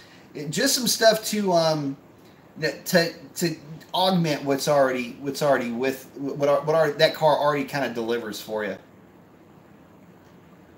Let's see. Sean Egan is asking, did you ever get a stock number on your Hellcat after rear wheels on the dyno?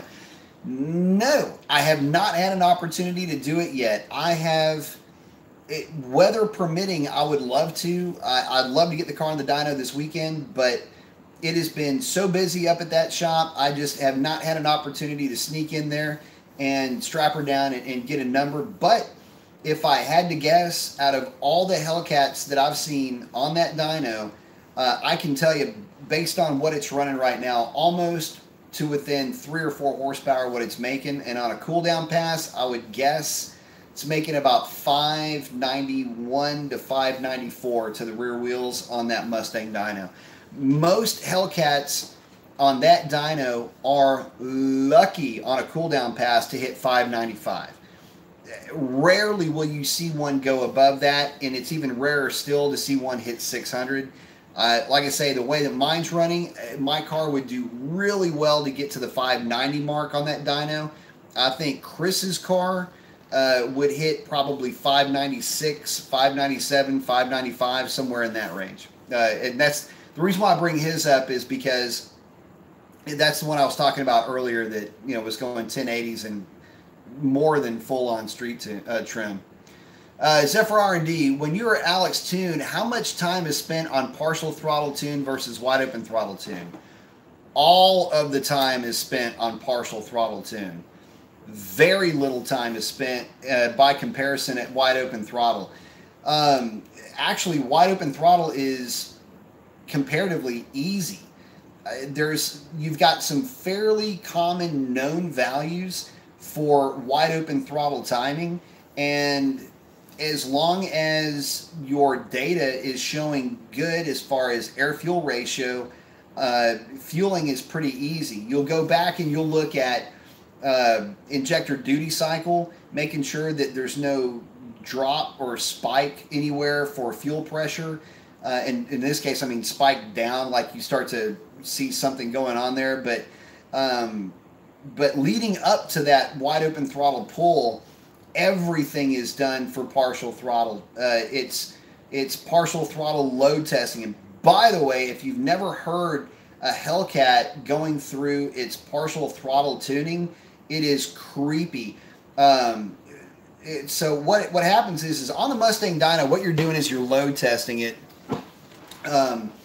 And what you're doing is you will set the dyno to not let the car go above a certain RPM, just like an engine dyno. So let's say that Alex is doing the test on the car. What you'll do is, say you don't want it to go above 3,000 RPM, then you will roll into the throttle and the vehicle will reach 3,000 RPM on the tack.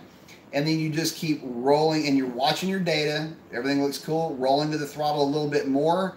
Roll into the throttle a little bit more, and it's not going above 3,000 RPM, and that supercharger is just going, ah, and screaming its ass off. And I mean, you really start to dip into the throttle at that point, and then you roll out of it, make whatever adjustments you need to make. Typically, it's due to fuel. It's fueling related, but you're looking at fuel pressure, you're looking at air-fuel ratio, you're looking at short-term knock retard, you're looking at all of that in a highly loaded condition. So, I mean, basically, you can't load the car the way that Alex loads it on the dyno. You can't load it like that on the street. The car would basically have to be dragging itself up into the air, like winching itself up into the air. And even then, it wouldn't really work. It'd have to be like it's going up straight up into the air and dragging a chain with it. So the higher it goes, the more resistance it's going to have. But no, all of the tuning is wide open throttle stuff is just, okay, let's get this out of the way. It's like the icing on the cake, so to speak, but the devil is in the details, and all the devils are in the partial throttle.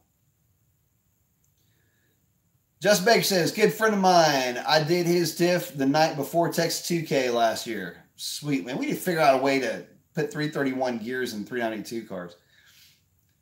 Sean Egan, how much higher on a dyno jet? Typically 10%, depends on the dyno jet. If it's a 248, you're almost looking right at 10%. It can be low as 5% variance on some of the dyno jets, but it's never less than about 5%. Let's see. Mattman7991 is asking, is there any way of getting around tuning or loading a tune onto a 5.7 2017 Ram without the dealership finding out? I want to do it without voiding my warranty. Man, it would be cool if there were, but, you know, I don't know, man. It depends on your dealership, too. Some of them, I should say it depends on your relationship with the dealership and the disposition of whoever's looking at the data when he pulls up your car. Symphonics is asking, speculation on what engine GM will put in the C8. You're going to see a 4-cam V8. You're going to see a supercharged pushrod engine, and you will probably see an NA engine in there as well. Himiad saying, good night. Well, good night to you, my friend. We'll listen to the rest of your show later. Thank you very much. Well, thank you very much for hanging out with us. I do appreciate you. And look forward to visiting with you on the next one. Justin Baker says, ain't that the truth? Couldn't believe the amount my truck could be loaded on Nitrous by Alex.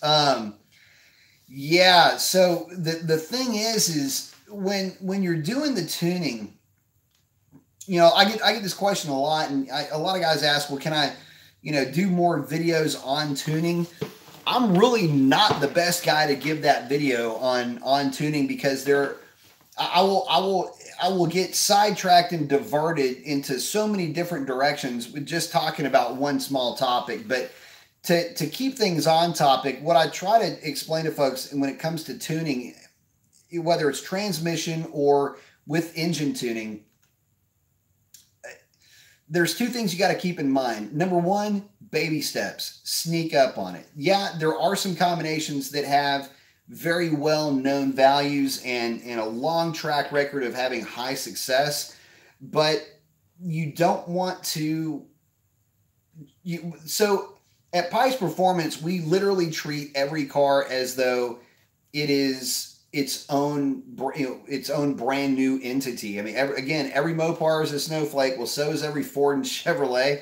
And I got to tell you, if you think that just a canned tune will work on any given vehicle, you're sadly mistaken, because within the span of 3 to 6 months, you could have a change in the operating system, and it could be minor or it could be somewhat major that can change issues with you know, how you would actually tune that vehicle. But, you know, every car gets the same treatment. Every car is load tested. Every car is data logged before it goes onto the dyno to make sure it is fit and ready for the rigors of dyno testing. But the reality is that, you know, you treat each one individually, and you sneak up on known values.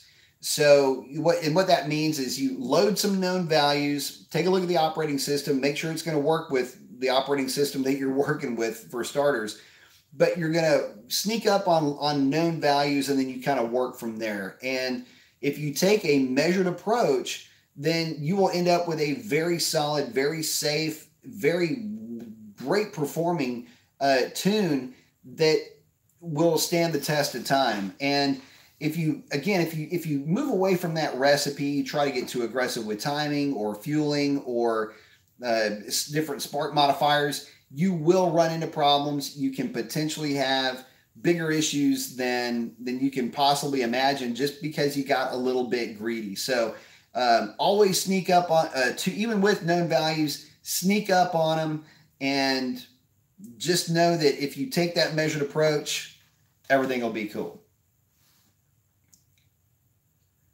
Let's see. SRT Crazy saying, can't believe that there is only 30 people watching. There should be hundreds, considering the awesome information that he has to share. Man, I do appreciate that. Thank you very much. You know, I try to give the best advice I can. You know, it's all, you know, comes from experience, and it's definitely coming from a good place. Try to get you guys information that'll help you out and save you some money, or if you're planning on spending a bunch of money, making sure that that money goes as far as possible. Stuffy, yep, I did, and it was this morning, and it was amazing. Thanks for asking. Zephyr R&D C8 needs an NA 4-cam individual throttle bodies, 9,000 RPM red line, and 500 horsepower. 500. I'd shoot for like 650 if it's NA with that kind of pedigree of hot rod stuff. Let's see. 1-2 low G. Hit that like button, guys. Yeah, hit it. Sean Egan. Is Pite's Performance going to be a good place to get a cam for my 392 next year? Yes, it will be. In fact, it'll be one of my cams that'll go in your car. Just a mild upgrade, a 6-speed street car with a little bit of strip duty. Yep, I would say go for it. That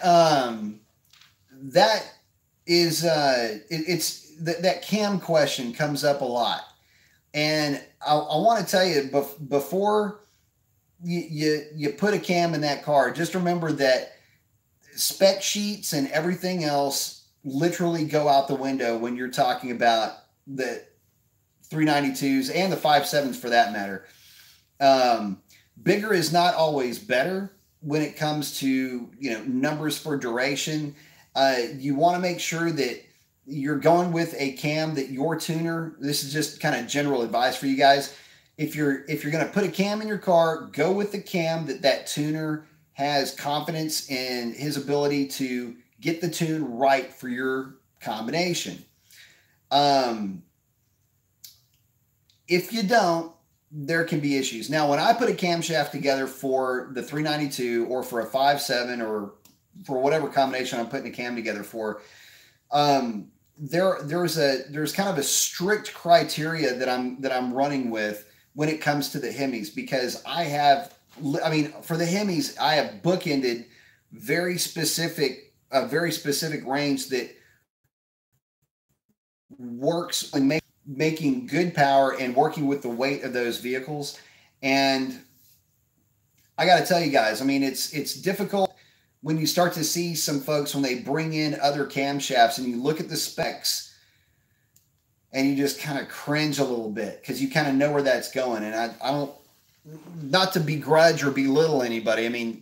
Go with your gut and go with what works for you. But I've seen some stuff I've driven cars that were tuned elsewhere with guys with the best of intentions that put cams together for cars that, I don't know, the result was pretty lousy.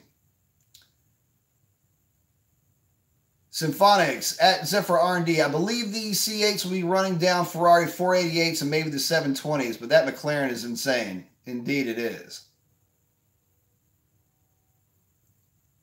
Yeah, how do we do this? Let's see.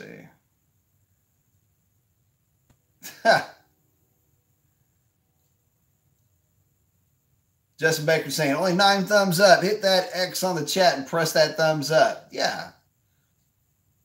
Yeah, it's Symphonic saying, I smell a troll. I think the troll smells something too. Let's see. Look at me too saying, Happy New Year. Is there anything I can do to make my 2014 all-wheel drive 5-speed platform perform as well as an 8-speed transmission? No. Short answer to that. And really the main reason for that is the 8-speed is just that good. I would say converter and a trans tune and all of that, but by the time you get that deep into it, you almost, I don't know, you'd almost be better off getting an 8-speed car. Phoenix 98 saying, get that crap out of here. That is pretty funny. Let's see. Zephyr RD saying C8 running out 720s. Maybe if it's 250 grand. Actually, I don't know. I don't think the C8's going to be as expensive as you guys think, man. I think that's going to be the direction that Corvette goes moving forward. I thought that there would be a concurrent, with Corvette more or less being its own brand, you could have the traditional Corvette with the supercar version of the mid-engine Corvette, so to speak, if you're thinking about it in those terms. But I don't know. It might end up being that the C8 just takes over the reins as Corvette. And if that's the case, imagine how cool that would be. You've got the economy of scale with the number of Corvettes that are sold. We might be talking about cars that are $75,000-ish, sticker price for an entry-level mid-engine Corvette. Shit. And if it's lightweight, That's what's up right there. Michael Smith saying, I just don't see how a supercharged Corvette is going to beat a 720. It's not that it's going to beat it or not beat it. It would just be, you know, in the same league, so to speak. Sean Egan asking, what do you know about the next Viper? Well, we know it's going to be V8 powered. Basically more of the same in terms of chassis development. There are talks of a supercharged version being available, as well as a naturally aspirated version being available, but what is going to power it, I'm not sure. I've heard rumors of an all-aluminum 426 being the NA version and the Hellcat being the actual supercharged version for the Viper, but the Viper at last count was absolutely put on hold. Again, the rumblings are there, but I do know that it's coming back. I do know that it will be V8 powered, but I can't say exactly when because I just don't know. But from what I was told, that the reality is that we're probably looking at least another 3-ish years. But I don't know. That could be, I don't know, is it wrong? That is, I'll tell you what, that is the best information I can give you based on the info that I was given about a year ago. The most reliable information, anyway, that I was given about a year ago. And that was well before the Hellcat was released. It's basically just the most revamped version. The Hellcat thing is just kind of a, you know, what other way would they go type of thing. But, yeah, the aluminum 426 has been kicked around quite a bit, is my understanding. Let's see. Symphonic saying 720 is such a great performer due to it weighing 2,900 pounds or something. Yeah, that thing's lightweight compared to our stuff. And then Symphonic saying, I wish the Viper kept the V10. It made it unique. The problem, so it did make it unique, but it presented a couple of problems. The first issue that it created was it didn't really sit well with muscle car purists, and it alienated it from other muscle cars or sports cars, namely the Corvette. The problem with the Viper is the Corvette, and for everything that the Viper could do, the Corvette could also do, and would come in much less expensive. And when I say Vette could do, I don't mean an identical number. I just mean that it could do something very similar. Plus, you had multiple tiers of Corvette. You had your regular Corvette, C6 in this case, C7. You've got, let's talk about the C7. So you got the Stingray, you got the Z06, and you got the Grand Sport. So you've got some levels of involvement with the brand, whereas the Viper had very few.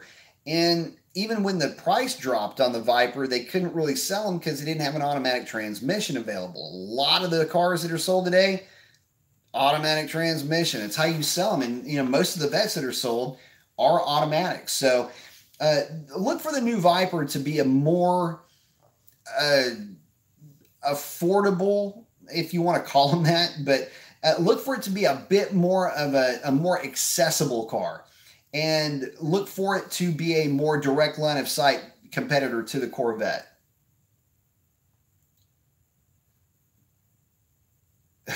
Zephyr R&D saying, as long as the C8 interior looks like it came from 1995. Actually, the C7 interior, and Symphonic says C7 interior is already great. I like the C7 interior quite a bit. Sean Egan is saying, I'm nervous about the 2021 Challenger and Charger. Transition cars are on the outs, and we might lose the Charger. I hope not. You know, I would like to see him keep the Charger, if for no other reason than we don't have an SRT 300 here. And without the SRT 300, the Charger really does make sense. But you know, the Charger is such a neat car, and one of the cool things about the Charger that you guys may or may not remember is that the Charger is the most, and this is going to sound really weird, but just roll with me here. The Charger, out of all of the SRT cars, is the most true to form from the old AMG E63 that that car was basically mimicked off of, so to speak, or based off of, if you want to kind of look at it from a, you know, a very generous point of view, that is the same car. So as far as throwbacks go, I mean, there's a way you can think about it to where the Charger is actually a bit more of an homage, so to speak, not to use that word, but to the actual, you know, Daimler Chrysler era of you know, when that merger came together and the W211/W212 platform was used for the Charger and then the Challenger. Well, that's the closest to it. So I'd hate to see that one go. Let's see. Sean saying, yeah, the 300 is dead, which worries me. Yeah, and that bums me out too, man. I hate that the 300 is, my understanding at least, is going away. And, you know, we haven't had an SRT 300 here in forever. You know, overseas markets get it, but we don't. I think that's a little bit of a bummer. But, you know, look at it like this. The market is really heavily leaning towards SUVs right now. It's why you see all the cars going away from the other manufacturers. There's just not the money in it like there used to be, not the interest in it like there used to be. And so, you know, folks are going away from it. And let's face it, I mean, auto manufacturers are a business. They're going to keep making whatever the public is buying. And, you know, public's not buying 300s. That's a bummer. You know, it kind of sucks too. And I see this, I look at this from a different direction. So we're losing the 300. You guys ever see the new Lincoln Continental? Remember the old spy photos, or whatever, of this new Lincoln Continental? It was going to be so badass. It was, you know, possibly suicide doors, but had that really cool low slung look. Just a badass, you know, gangster looking car, man. Madmen all the way. And then they release it and it's like a tarted up Taurus, man. Broke my heart. Let's see. Show Me Mopar saying, dreaming / planning. If I made the drive to Houston, what kind of rear wheel horsepower can you pull out of a 392 8-speed auto with Alex and HP tuners and a B Mason cam ballpark? It would be on that dyno somewhere, you know, a stock car will be doing really well to get above 415 on that dyno. Should see somewhere around 460, 475. It's somewhere in that range. I mean, you're typically going to see about a 40 to 50 horsepower bump in power. You're not going to get that much more out of it, though, in the real world with that intake manifold. It's just basically where you're going to be. And trying to stretch that, you know, to, you know, going with an Edelbrock manifold or something like that, you're going to lose out. Just, nope, just stick with the stock manifold. But that's about what you would be looking at. So, you know, take that with a grain of salt. And by the way, on that dyno, 400 and anything above 455 horsepower is a lot of power for a 392 to make. Typically, you know, I would be surprised if you would see too many even cammed 392s make more than 450, 445 on that dyno, believe it or not. Big Daddy 392 saying, what up, B? Happy New Year. Happy New Year right back at you. Symphonic saying, haven't driven my Corvette in 10 weeks. All this talk made me want to pull out my credit card and get ready for summer. No kidding, right? God, I hate it. I go through separation anxiety with my stuff too. Zephyr R&D saying, if Mopar used another Mercedes chassis on the refresh, what's the current Mercedes model with that chassis? AMGs are German muscle cars. Yeah, they are. I loved my 09 E63. That car was so much fun. That's one of the reasons why I started looking at the Mopars, is because I knew they were using that platform for the Charger. I don't know that they would go with another Mercedes base platform aside from the LX platform that we're used to now.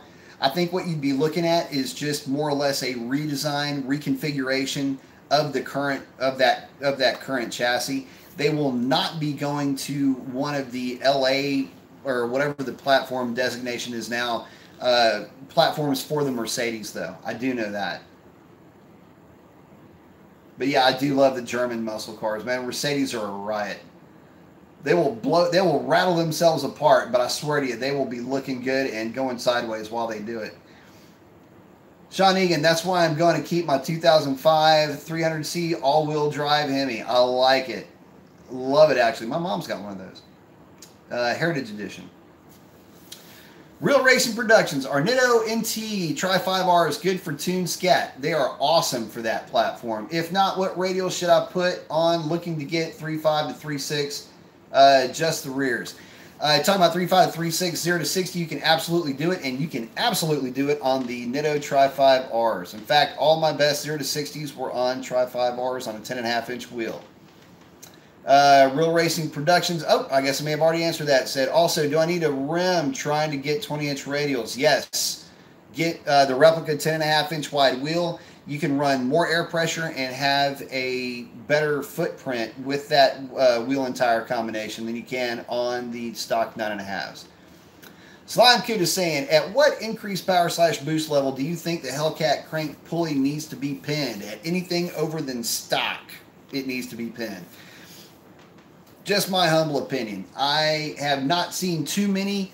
I have not seen too many 295 upper pulley cars ever spin a balancer. But again, I mean, if you're around the shop long enough, the stuff that never happens about once every month or two, and you know you can run into a stock car that spun a balancer, but it's overwhelmingly rare.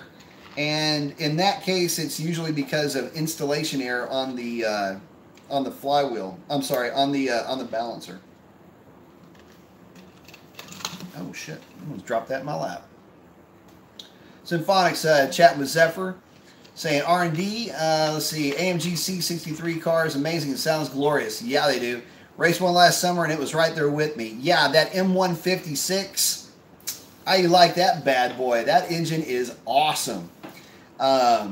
Never a dull moment when that thing, and by the way, they sound good. They sound, in fact, on my playlist, I think it's one of the very first videos on there is my old E63.